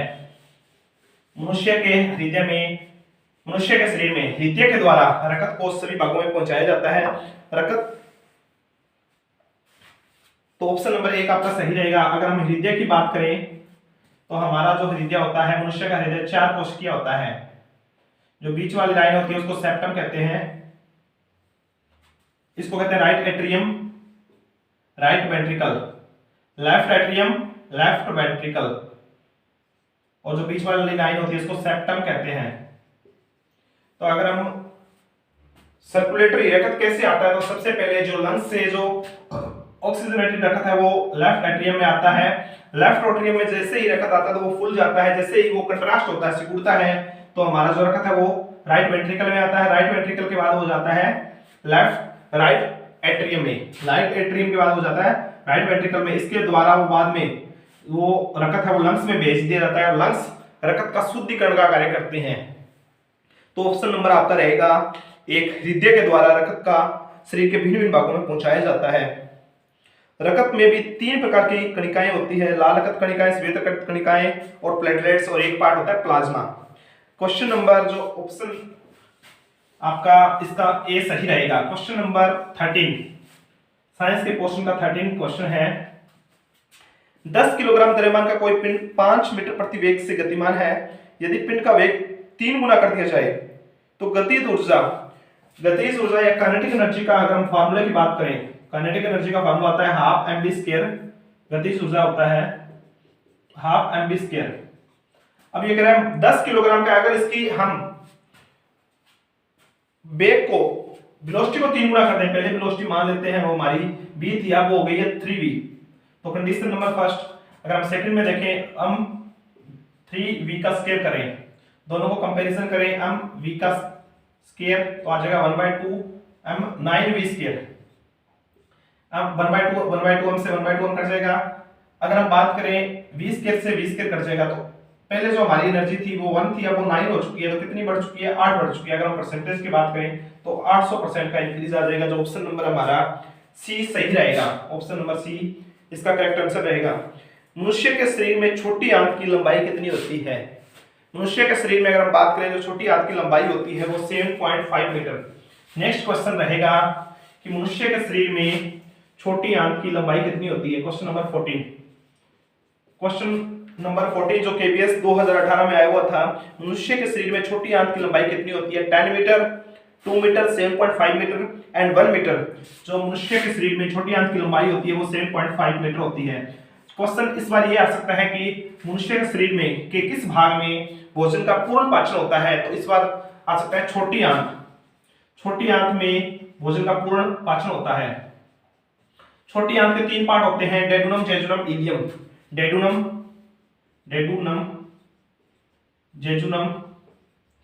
Jejunum, ileum. तो ये भी पूछ सकता है कौन से पार्ट में होती है, तो उसका करेक्ट आंसर रहेगा डेडुनम में। छोटी आंत की लंबाई पिछली बार पूछा था, छोटी आंत से रिलेटेड ये क्वेश्चन आ सकता है कि पाचन कहां होता है छोटी आंत में। छोटी आंत के भी किस भाग में होता है? डेडुनम पार्ट में होता है। छोटी आंत के 3 भाग होते हैं, डेडुनम, जेजुनम, इलियम। तो सबसे पहले जो हम खाना खाते हैं वो सबसे पहले जो हमारा खाना होता है पेट मुख्य द्वार खाते हैं, फिर हमारा जो यहाँ क्या होता है, अगर हम पाचन तंत्र को पढ़ने की कोशिश करें, हमारे पास यहाँ श्वास नली और फूड पाइप अलग होती है। एक होती है फूड पाइप और एक होती है विंड पाइप। तो यहाँ एक ढक्कन लगा होता है जिसको एपिग्लोटिस कहते हैं। इसके बाद जो जे आकार का हमारा स्टमक होता है, स्टमक की शेप होती है। फिर इसके बाद जो खाना जाता है वो छोटी आंत में, छोटी आंत से बड़ी आंत में, और फिर सिक्कम, कोलोन और रेक्टम, रेक्टम के द्वारा हम फ्रेश होके आते हैं। इसके बाद जो नेक्स्ट क्वेश्चन रहेगा इसका जो ऑप्शन नंबर सी आपका सही रहेगा। क्वेश्चन नंबर 15, सही कथन को चुन लिए। ईंधन का जलना एक भौतिक परिवर्तन है। ईंधन का जलना एक भौतिक परिवर्तन है। भौतिक परिवर्तन वो होते हैं जिसमें नया पदार्थ नहीं बनता, उसकी अवस्था ही चेंज होती है। जैसे हमने बर्फ से पानी बनाया, पानी से बर्फ बना लिया, मतलब उसको रिवर्स किया जा सकता है। भौतिक परिवर्तन को रिवर्स किया जा सकता है। ईंधन एक जल गया, लकड़ी जल गई, उससे राख बन गई, राख से दोबारा हम लकड़ी नहीं बना सकते, तो ईंधन का जलना एक रासायनिक परिवर्तन है। तो ये गलत रहेगा। ऑप्शन नंबर बी, मैथेन, जल, सीएफ इत्यादि ग्रीन हाउस गैसें हैं। मैथेन, जल, ये सारी ग्रीन हाउस गैसें नहीं है। क्लोरोफिल जो एक हरित वर्णक है, प्रकाश संश्लेषण के लिए कैटलिस्ट का कार्य करता है। क्लोरोफिल जो एक हरित वर्णक है वो प्रकाश संश्लेषण के लिए कैटलिस्ट का कार्य करता है। ऑप्शन नंबर सी आपका सही रहेगा। क्वेश्चन नंबर 15 का जो ऑप्शन नंबर सी है, क्लोरोफिल जो एक हरित वर्णक है, क्लोरोफिल जो हरित वर्णक है,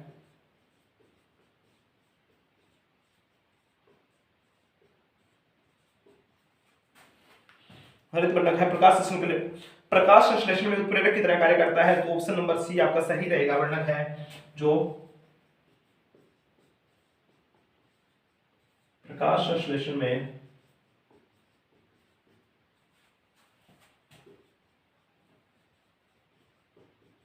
उत्प्रेरक की तरह है कार्य करता है।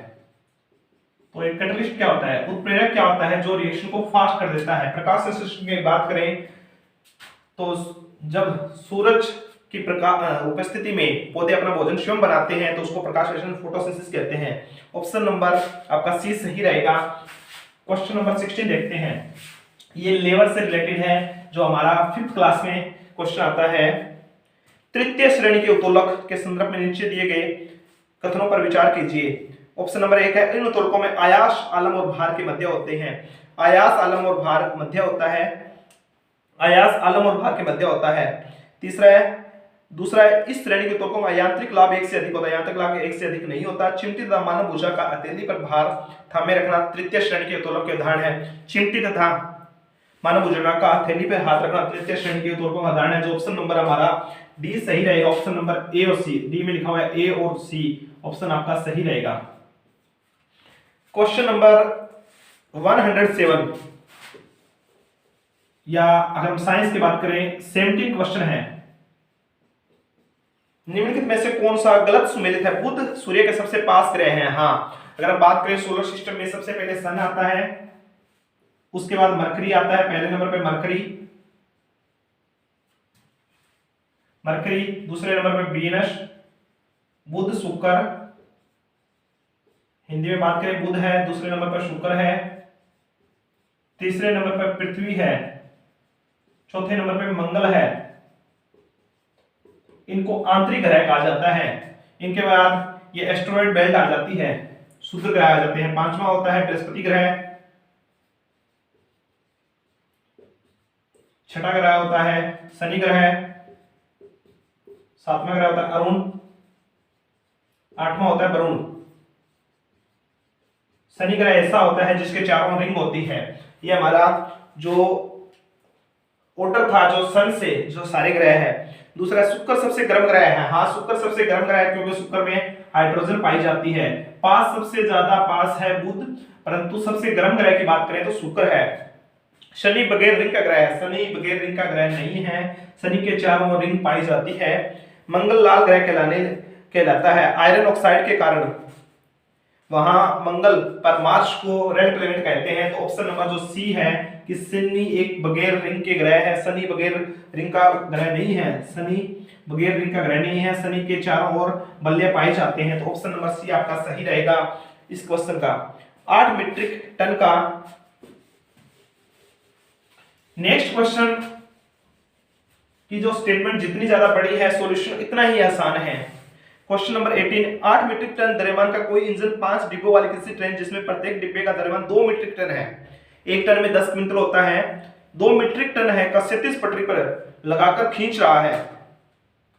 यदि इंजन 3.5 न्यूटन की पर 4 न्यूटन बल लगाता है तो पटरी चिकनी है, तो डिब्बा नंबर 1 डिब्बा नंबर 2 पर कितना बल लगाएगा?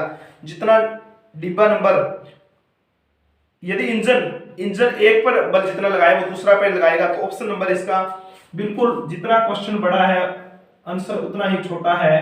तो ऑप्शन नंबर 1 3.5 न्यूटन की पावर 4 जितना बल पहले डिब्बे पर लगाया तो पहला डिब्बा उतना ही बल लगाएगा। 3.5 न्यूटन की पावर 4 न्यूटन बल का जो मात्रक होता है वो न्यूटन होता है, जो सीजीएस में अगर बात करें डाइन होता है। यदि किसी पिंड की दूरी गति की दूरी समय चाल को सरल रेखा है परंतु वह समय अक्ष के समांतर नहीं है। यदि किसी पिंड की गति दूरी समय सरल रेखा में है परंतु वह समय अक्ष के समांतर नहीं है, तो वह निष्कर्ष निकाला जा सकता है कि उसकी जो वेग है वो जो वेग त्वरण शून्यतर रहेगा, जो वेलोसिटी एक्सेलरेशन है वो शून्य रहेगा, त्वरण कांस्टेंट रहेगा, त्वरण वृद्धि करता रहेगा, वेग नियत रहेगा, जो वेलोसिटी है उसको जो नियत रहेगी। जो ऑप्शन नंबर अपना डी 19 क्वेश्चन का जो ऑप्शन नंबर डी है वेग नियत रहेगा, सही रहेगा।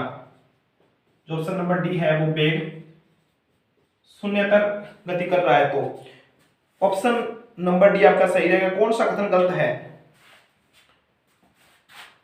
क्वेश्चन नंबर 20, ठोस और द्रव को संपीड़ित नहीं किया जा सकता। ठोस और द्रव को संपीड़ित किया जा सकता है, द्रव को संपीड़न किया जा सकता है जबकि गैस को संपीड़ित किया जा सकता है। द्रव को जैसे ही वेपराइज किया जाता है तो वो संपीड़ित, गैस सभी उपलब्ध स्थान को घेर लेती है, गैस उपलब्ध स्थान को नहीं घेरती है, स्थान को घेर लेती है।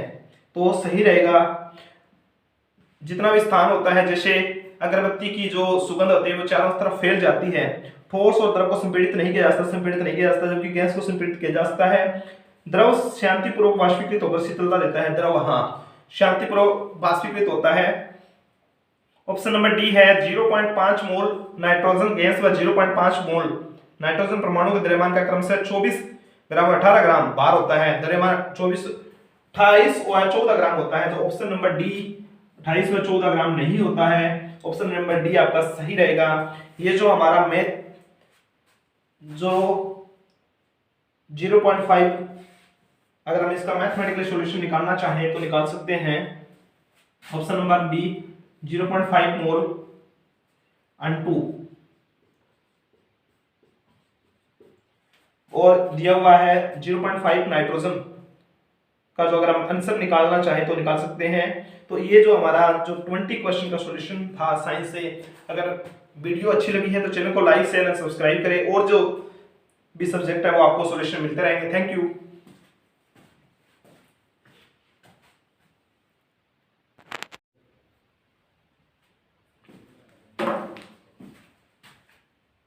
नमस्कार प्यारे बच्चों, आज की इस वीडियो में हम केंद्रीय विद्यालय संगठन 2018 का जो सॉल्यूशन, जो ईवीएस पोर्शन के बारे में जानेंगे, जो सॉल्यूशन है उसके बारे में जानेंगे। पहला जो क्वेश्चन आया हुआ था 2018 में, पहला क्वेश्चन जो ईवीएस पोर्शन से था,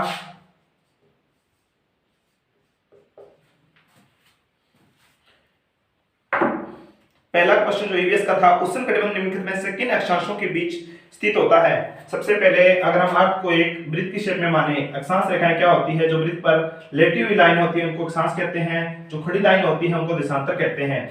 अगर हम अक्षांश की बात करें, ये 0 डिग्री देशांत अक्षांश है। अगर हम उत्तरी अक्षांश में बात करें 23.5 डिग्री देशांत अक्षांश, और दक्षिण में बात करें 23.5 डिग्री अक्षांश, 66.5 डिग्री अक्षांश, और उत्तर में अगर हम बात करें 66.5 डिग्री उत्तर। जो 23.5 डिग्री उत्तरी अक्षांश है उसको कर्क रेखा कहते हैं, और 23.5 डिग्री जो दक्षिण में अक्षांश है उसको मकर रेखा कहते हैं। इंग्लिश में इसको कहते हैं ट्रॉपिक ऑफ कैंसर। इसको कहते हैं ट्रॉपिक ऑफ कैप्रिकॉर्न।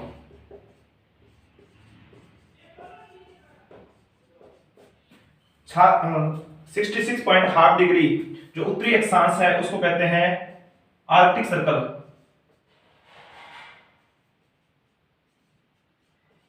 आर्कटिक वृत्त कहते हैं।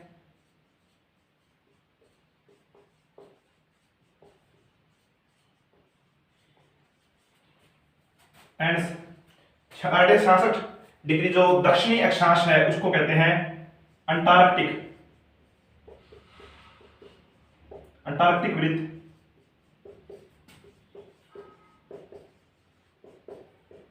सर्कल। जो हमारा क्वेश्चन था, उष्णकटिबंध निम्नलिखित में से किन अक्षांशों के बीच में स्थित है। उष्णकटिबंध में ऑप्शन नंबर 1 था 23.5 उत्तरी और 23.5 दक्षिणी अक्षांश के बीच में जो भी अक्षांश रेखाएं होती है तो उसको उष्णकटिबंध कहा जाता है। इसको टोरिड जोन कहा जाता है।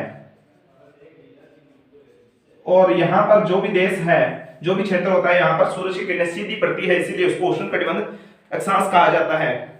तो ऑप्शन नंबर 1 सही रहेगा। अगर हम कुल मिलाकर अक्षांशों की बात करें, क्वेश्चन इस बार आ सकता है कि कुल अक्षांशों की संख्या बताइए।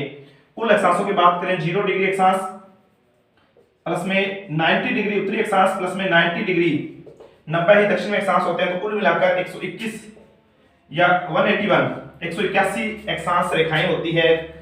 वृत्त पर 181 अक्षांश रेखाएं हैं। अगर हम देशांतर, इसी तरह देशांतर रेखाओं की बात करें, जो खड़ी लाइन होती है उनको देशांतर कहते हैं। 0 डिग्री देशांतर प्लस में 180 पश्चिम में है और 180 पूर्व में है, तो कुल मिलाकर जो अक्षांश रेखाएं हैं वो तो हमारे पास 181 है, और जो देशांतर रेखाएं हैं वो 361 है। इस क्वेश्चन का जो ऑप्शन नंबर 1 सही रहेगा आपका। ऑप्शन नंबर 1 है 23.5 डिग्री उत्तर और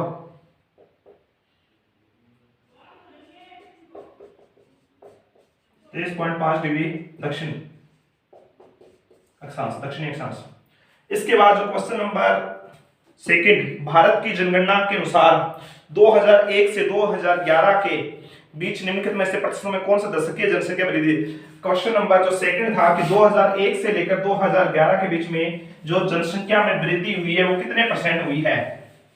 अगर हम सेंसस या जनसंख्या की बात करें जनगणना की बात करें वो हर 10 साल बाद में होती है। जो सेंसस होनी थी 2021 में होनी थी, ड्यू टू कोरोना वो नहीं हो पाई अभी जून 2023 में इसकी जनगणना होगी। जनगणना एक महत्वपूर्ण टॉपिक है केवीएस के लिए। पिछली बार इससे रिलेटेड 4 क्वेश्चन आए थे। अगर हम देखें को भारत की जनगणना के अनुसार 2001 से 2011 के बीच निम्नलिखित प्रतिशतों में कौन सा दशकीय जनसंख्या वृद्धि दर है? 2001 से 2011 के बीच में जनसंख्या कितने परसेंट बढ़ी है? अगर हम इसका ऑप्शन नंबर 1 रहेगा 16.64%, 17.64, तीसरा ऑप्शन है 18.25%। ऑप्शन नंबर 1 है हमारा 16.64%, ऑप्शन नंबर बी है 17.64%, ऑप्शन नंबर सी है 18.25% एंड ऑप्शन नंबर डी रहेगा हमारा 19.34%। तो इसका जो करेक्ट आंसर रहेगा ऑप्शन नंबर बी। जो जनसंख्या वृद्धि दर क्या होती है कि जो कुल जनसंख्या है उसमें 100 में 2001 से 2011 के बीच में जो जहां मान लो एक स्थान है वहां 100 लोग थे तो कुल मिलाकर या 1000 लोग थे तो वहां 17.64% की बढ़ोतरी हो चुकी है। तो कुल मिलाकर अप्रोक्सीमेटली 118 लोग हो चुके हैं। 2001 से 2011 के बीच में जनसंख्या वृद्धि दर रही थी 17.64%। आपका ऑप्शन नंबर बी सही रहेगा। इसके बाद जो एक क्वेश्चन और है वो ही जनगणना से रिलेटेड 2011 जनगणना के अनुसार निम्नलिखित अंकों में से भारत के जनसंख्या घनत्व को कौन दर्शाता है? अब सबसे पहले पॉपुलेशन डेंसिटी के बारे में जानते हैं कि जनगणना घनत्व क्या होता है कि प्रति किलोमीटर में जितने लोग निवास करते हैं उसको 1 किलोमीटर में कितने लोग रहते हैं उसको जनसंख्या घनत्व कहते हैं। टोटल अगर जनसंख्या घनत्व का फार्मूला देखें, टोटल पॉपुलेशन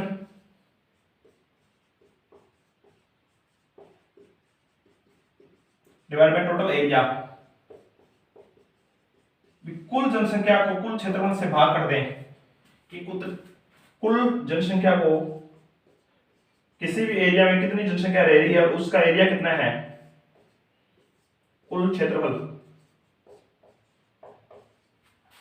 वो जनसंख्या घनत्व कहलाता है, पॉपुलेशन डेंसिटी कहलाता है। अगर मान लेते हैं एक एरिया में 1000 लोग रह रहे हैं और वहां का कुल क्षेत्रफल कितने एरिया में रह रहे हैं, मान लो 2 किलोमीटर एरिया में रह रहे हैं, तो जो यहाँ का जो पॉपुलेशन डेंसिटी है जनसंख्या घनत्व रहेगा वो 500 पर्सन पर व्यक्ति रहेगा। 500 व्यक्ति पर किलोमीटर रहेगा। इस तरह जनसंख्या घनत्व निकाला जाता है।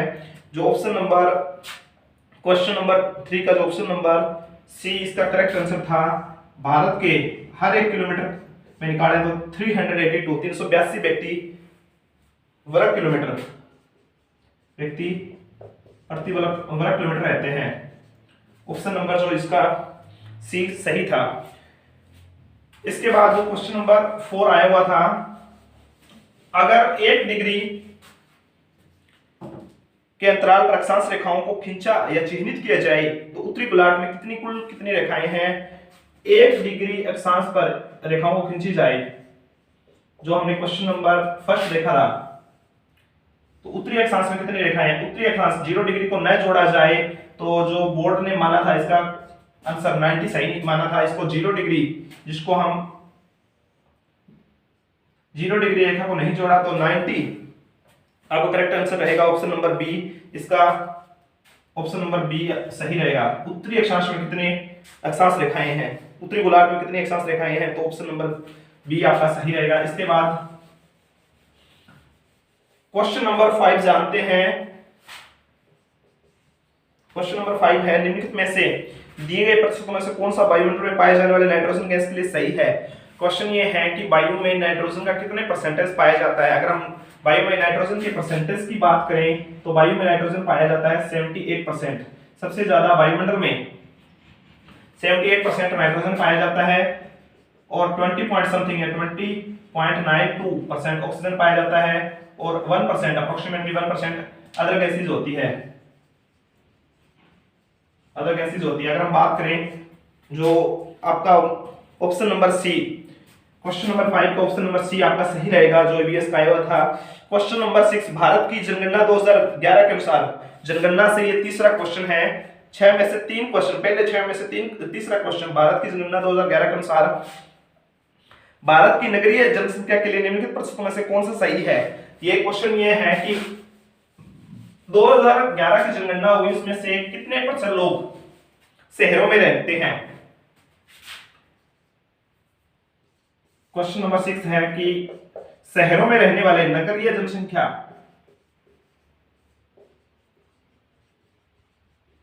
की अगर हम बात करें तो ऑप्शन नंबर 1 था हमारा 25.58%, ऑप्शन नंबर 2 था 28.10%, ऑप्शन नंबर जो 3 था 30.20%, ऑप्शन नंबर 4 था हमारा 31.16%। 2011 की जनगणना की बात करें तो नगर में, शहरों में रहने वाले लोग थे, हर 100 में से 31 लोग शहरों में रहने वाले थे। अगर इस बार आ सकता है ग्रामीण,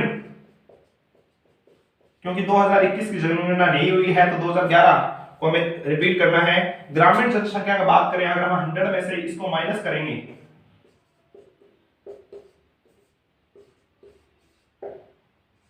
तो 68.84% ग्रामीण जनसंख्या है 2011 की जनगणना के अनुसार। जो ऑप्शन नंबर हमारा सही रहेगा, ऑप्शन नंबर डी इसका करेक्ट आंसर था। इसी तरह क्वेश्चन नंबर 7 देखते हैं। सामुदाय में भूमि को कहते हैं कि जो सामुदाय की भूमि होती है वो किसकी होती है। गांव में जैसे स्कूल है, सामलात है, वो कौन यूज कर सकता है।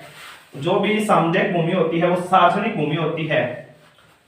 क्वेश्चन नंबर 7 जो ईवीएस का था, सामुदाय में भूमि किसकी होती है जिसको सभी लोग यूज करते हैं।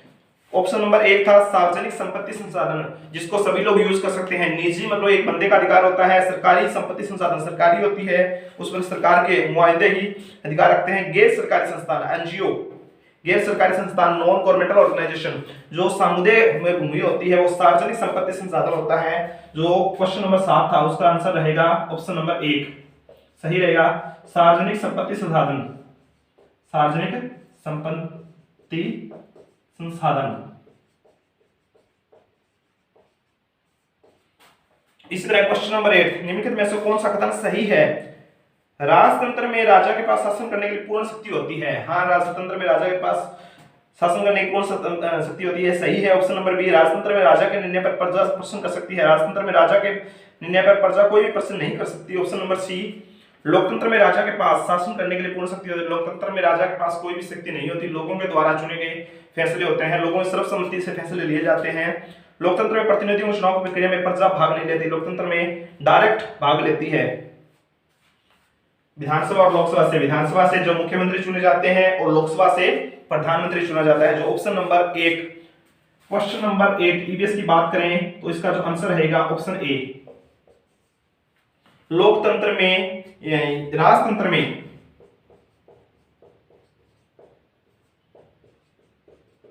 राजा के पास, राजतंत्र में राजा के पास शासन करने के लिए पूर्ण शक्ति होती है, करने के लिए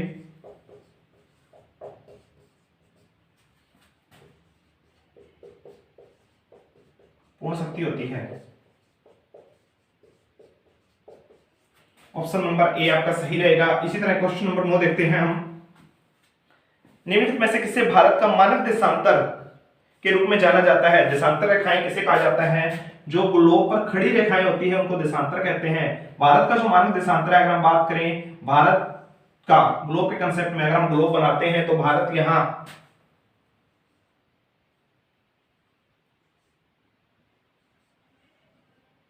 तो भारत उत्तरी पूर्व में, उत्तर पूर्व में स्थित देश है हमारा।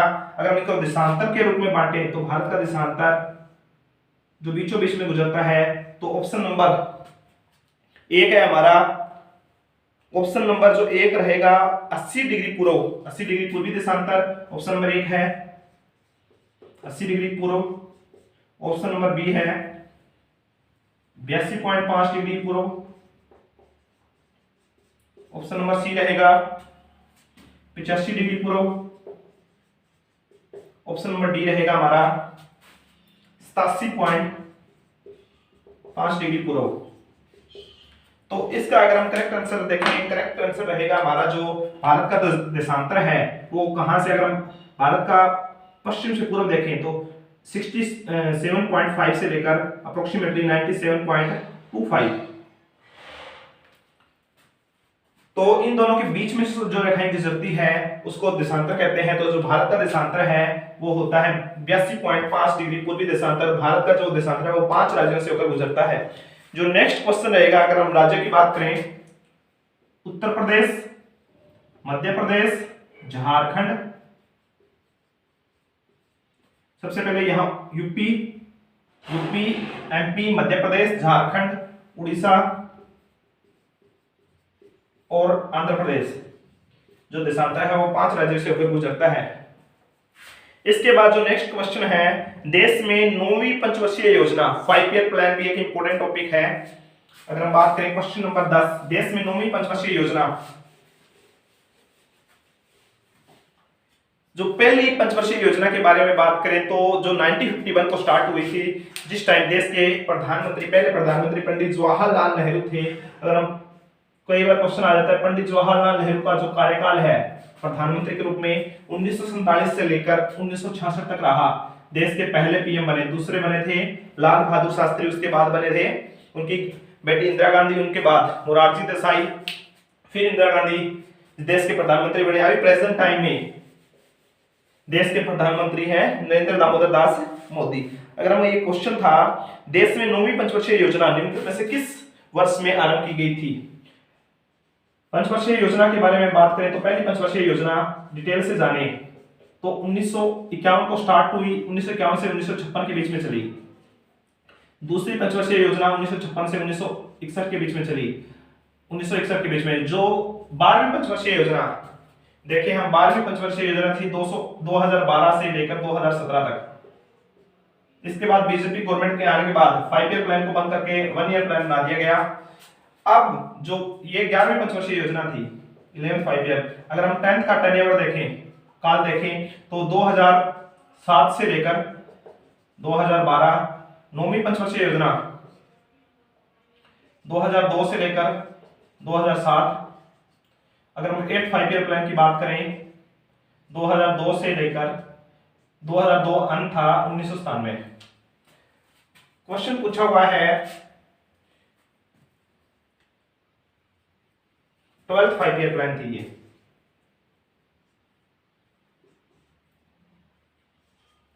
अगर क्वेश्चन पूछा हुआ है 9वीं पंचवर्षीय योजना किस वर्ष आरंभ हुई थी? आरंभ होने का टाइम की बात करें 1997। तो ऑप्शन नंबर इसका जो ऑप्शन 1 है 1995, 1996, 97, जो आरंभ होने का काल है 1997। तो ऑप्शन नंबर सी आपका करेक्ट आंसर रहेगा। इसके साथ हम देखते हैं क्वेश्चन नंबर 11, भारतीय संविधान के पिता या भारतीय संविधान के जो निर्माता है किसे कहा जाता है? डॉक्टर भीमराव अंबेडकर, बाबा साहब अंबेडकर, जिनको भारत के पहले क्या थे कानून मंत्री, वो भारतीय संविधान के पिता कहा जाते हैं। भारतीय संविधान के पिता के रूप में अगर हम जाने क्वेश्चन नंबर 11, भारतीय संविधान के पिता के रूप में निम्नलिखित में से किसे जाना जाता है? मोहनदास करमचंद गांधी। मोहनदास करमचंद गांधी को भारत के राष्ट्रपिता कहा जाता है। दूसरा ऑप्शन है भीमराव अंबेडकर। भीमराव अंबेडकर को भारतीय संविधान के पिता कहा जाता है। क्वेश्चन नंबर 11 का जो ऑप्शन नंबर बी है वो आपका सही रहेगा, भीमराव अंबेडकर। भीमराव अंबेडकर भारतीय संविधान के पिता कहा जाता है।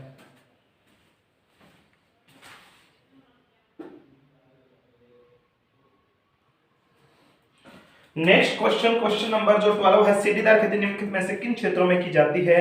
सीढ़ीदार खेती निम्नलिखित में से क्वेश्चन नंबर जो 12 है, सीढ़ीदार खेती निम्नलिखित में से किन क्षेत्रों में की जाती है? सीढ़ीदार खेती जो इस तरह की खेती होती है वो किन क्षेत्रों में की जाती है? सीढ़ीदार खेती की बात करें क्वेश्चन नंबर 12 का जो ऑप्शन नंबर 1 है पहाड़ी ढलानों पर, समतल मैदानी भागों पर, हिम नदीय पर्वत शिखर पर, तटवर्ती भूमि पर। जो सीढ़ीदार खेती है वो पहाड़ी ढलानों पर की जाती है, जो ऑप्शन नंबर 1। पहाड़ी जो पहाड़ के इलाके होते हैं वहां पर जो खेती की जाती है वो सीढ़ीदार खेती की जाती है, पहाड़ी ढलानों पर। इसके बाद हम जो क्वेश्चन नेक्स्ट, पृथ्वी तथा इसके वायुमंडल में जल का स्थानांतरण निम्नलिखित में से तत्वों के समूह को सम्मिलित करता है। वाटर साइकिल के बारे में पूछ रहा है। नेक्स्ट क्वेश्चन, जो क्वेश्चन आया हुआ था 13, जो वाटर साइकिल में सबसे पहले क्या होता है, जो चीजें हैं वो वेपराइज होती है। जो पानी होता है सबसे पहले क्या होता है, वो वेपराइज होता है, वाष्पीकरण होता है। उसके बाद ऊपर जाके वो क्या होता है, कंडेंसेशन होता है, भाप से द्वारा पानी बनता है, फिर वो वर्षण का रूप होता है और फिर जल प्रवाह होता है। ऑप्शन नंबर 1 वर्षण सबसे पहले वर्षा नहीं होती, सबसे पहले वो वेपराइज होता है। ऑप्शन नंबर बी है वर्षण, आर्द्रता, ह्यूमिडिटी, वेपराइजेशन एंड पवन नहीं होता। ऑप्शन नंबर सी, सबसे पहले जो पानी होता है वो वेपर बनता है, जिसको हिंदी में कहते हैं बाष्पीकरण होता है। सबसे पहले पानी का बाष्पीकरण होता है, फिर उससे संघनन होता है, संघनन। उसके बाद वर्षण होती है और फिर लास्ट में जल प्रवाह होता है, जल के रूप में वो पानी नीचे आता है। सबसे लास्ट में जल प्रवाह है। सबसे पहले पानी का वेपराइज होता है, वेपराइज पानी से भाप बनती है, वेपराइजेशन,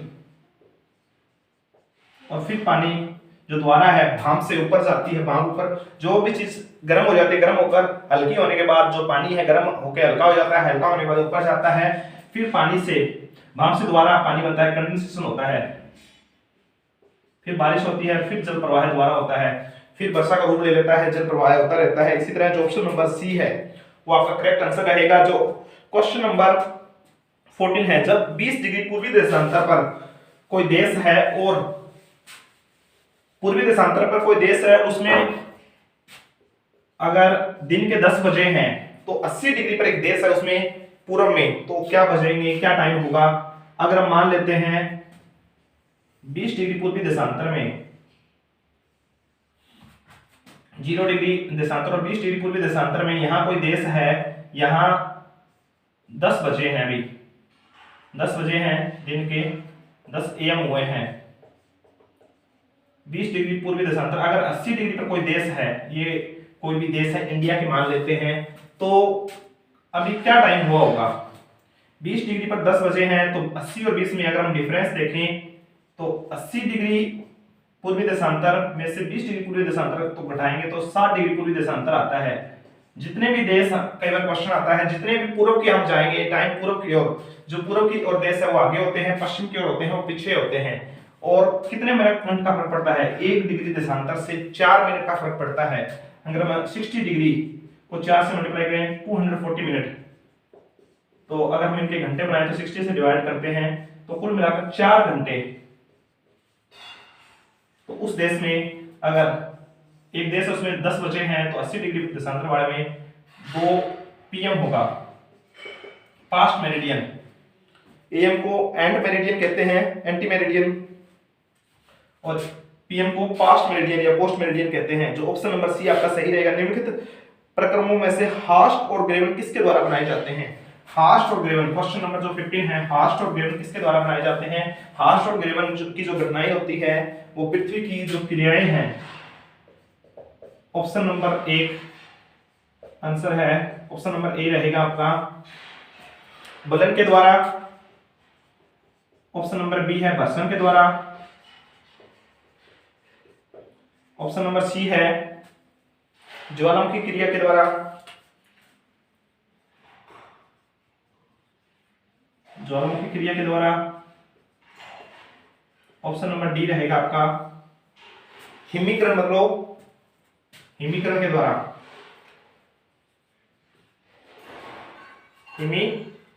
हिमानीकरण, हिमानीकरण क्या होता है, बर्फ के पहाड़ बनना, हिमानीकरण या बर्फ के द्वारा। जो हास्ट और ग्रेवन की जो प्रक्रियाएं होती है वो घर्षण के द्वारा होती है।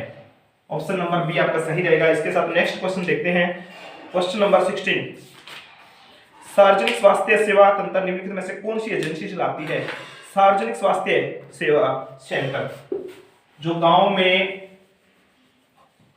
PHC होता है, फिजिकल हेल्थ सर्विस, जो हॉस्पिटल होते हैं वो किसके द्वारा चलाए जाते हैं। सार्वजनिक स्वास्थ्य कम्युनिटी जो हॉस्पिटल होते हैं वो किसके द्वारा चलाए जाते हैं। तो ऑप्शन नंबर 1 है हमारा निजी चिकित्सा संस्थान किसी एक बंदे का अधिकार होता है। गैर सरकारी एनजीओ के द्वारा होता है। व्यवसायिक चिकित्सक कार्य के व्यवसाय के लिए होता है। ऑप्शन नंबर बी है सार्वजनिक एजेंसियां, जो सार्वजनिक स्वास्थ्य सेवा वाली एजेंसी होती है वो सार्वजनिक एजेंसियां ही चलाती है। सार्वजनिक एजेंसी, सार्वजनिक, अगर हम बात करें ऑप्शन नंबर बी आपका सही रहेगा। ऑप्शन नंबर बी है सार्वजनिक एजेंसी।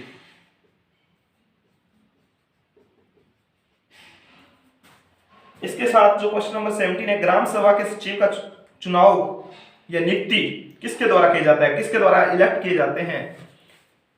ग्राम सभा के सदस्य के द्वारा, गांव के सदस्य के द्वारा, ग्राम सेवक या ग्राम सचिव होता है, ग्राम वार्ड के द्वारा, ग्राम पंचायत के द्वारा, सरकार द्वारा। जो ग्राम सभा के लिए सचिव जो ग्राम सेवक होता है उसकी नियुक्ति सरकार द्वारा नियुक्ति होती है, उसकी एक बकायदा एग्जाम के द्वारा। क्वेश्चन नंबर जो 17 है उसका जो आंसर रहेगा ऑप्शन नंबर डी। डी है सरकार द्वारा उसकी नियुक्ति होती है, सरकार द्वारा नियुक्ति होती है।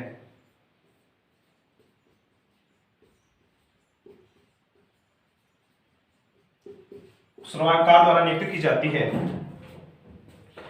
ऑप्शन नंबर डी आपका सही रहेगा। क्वेश्चन नंबर 18, 2011 की जनगणना के अनुसार निम्नलिखित में से लिंग अनुपातों में भारत के लिए कौन सा सही है?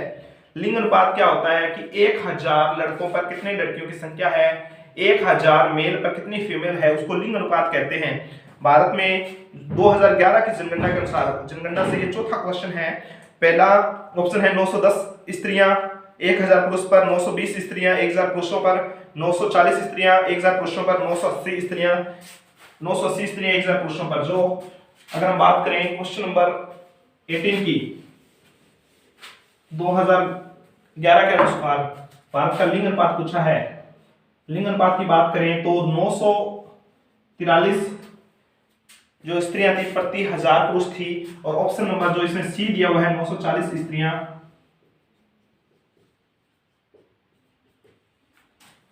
प्रति 1000 पुरुष आपका सही रहेगा, प्रति 1000 पुरुष।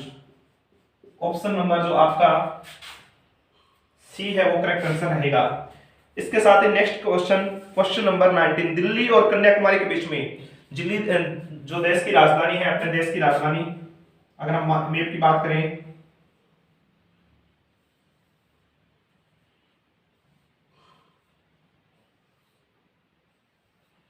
दिल्ली और कन्याकुमारी, दिल्ली यहां है हरियाणा के पास और कन्याकुमारी है तमिलनाडु के पास। दिल्ली और कन्याकुमारी के बीच में ट्रेन सेवा, रेलगाड़ी आरंभ करने के लिए निम्नलिखित सरकारी संस्थानों में से किसके पास अधिकार है? स्थानीय सरकार, राज्य सरकार, केंद्र सरकार, गैर सरकारी संगठन।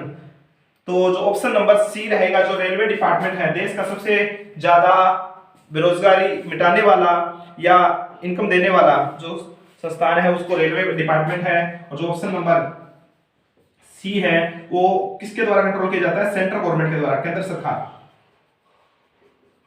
Option number C. छोटे भूखंडों पर साधारण उपकरणों द्वारा अधिक श्रम के साथ मैदानी में खेती करने वाले किसानों को निम्नलिखित में से कृषि के प्रकारों में से किस में वर्गीकृत किया जाता है? छोटे, मान लो किसी के पास भूमि का छोटा सा टुकड़ा है तो वो अपने परिवार के लिए सिर्फ गहन जीविका कृषि, अपने परिवार के लिए सिर्फ भरपोषण आदिम जीविका कृषि। वाणिज्यिक कृषि, वाणिज्य कृषि वो होती है जिसमें हम व्यापार भी कर सकते हैं, बेच भी सकते हैं अनाज को। स्थानांतरित कृषि, एक स्थान से दूसरे स्थान पर चले जाना। जो क्वेश्चन नंबर 20 था ईवीएस में, अगर इसकी सॉल्यूशन की बात करें तो ऑप्शन नंबर बी गहन जीविका कृषि, गहन जीविका कृषि। ये जो हमारे क्वेश्चन थे 20 जो ईवीएस सेक्शन में आए हुए थे। अगर आपको वीडियो अच्छी लगी है, सॉल्यूशन अच्छी लगी है तो चैनल को लाइक शेयर और सब्सक्राइब करें। आगे ऐसे ही सभी सब्जेक्ट के आपको सॉल्यूशन मिलते रहेंगे। Thank you.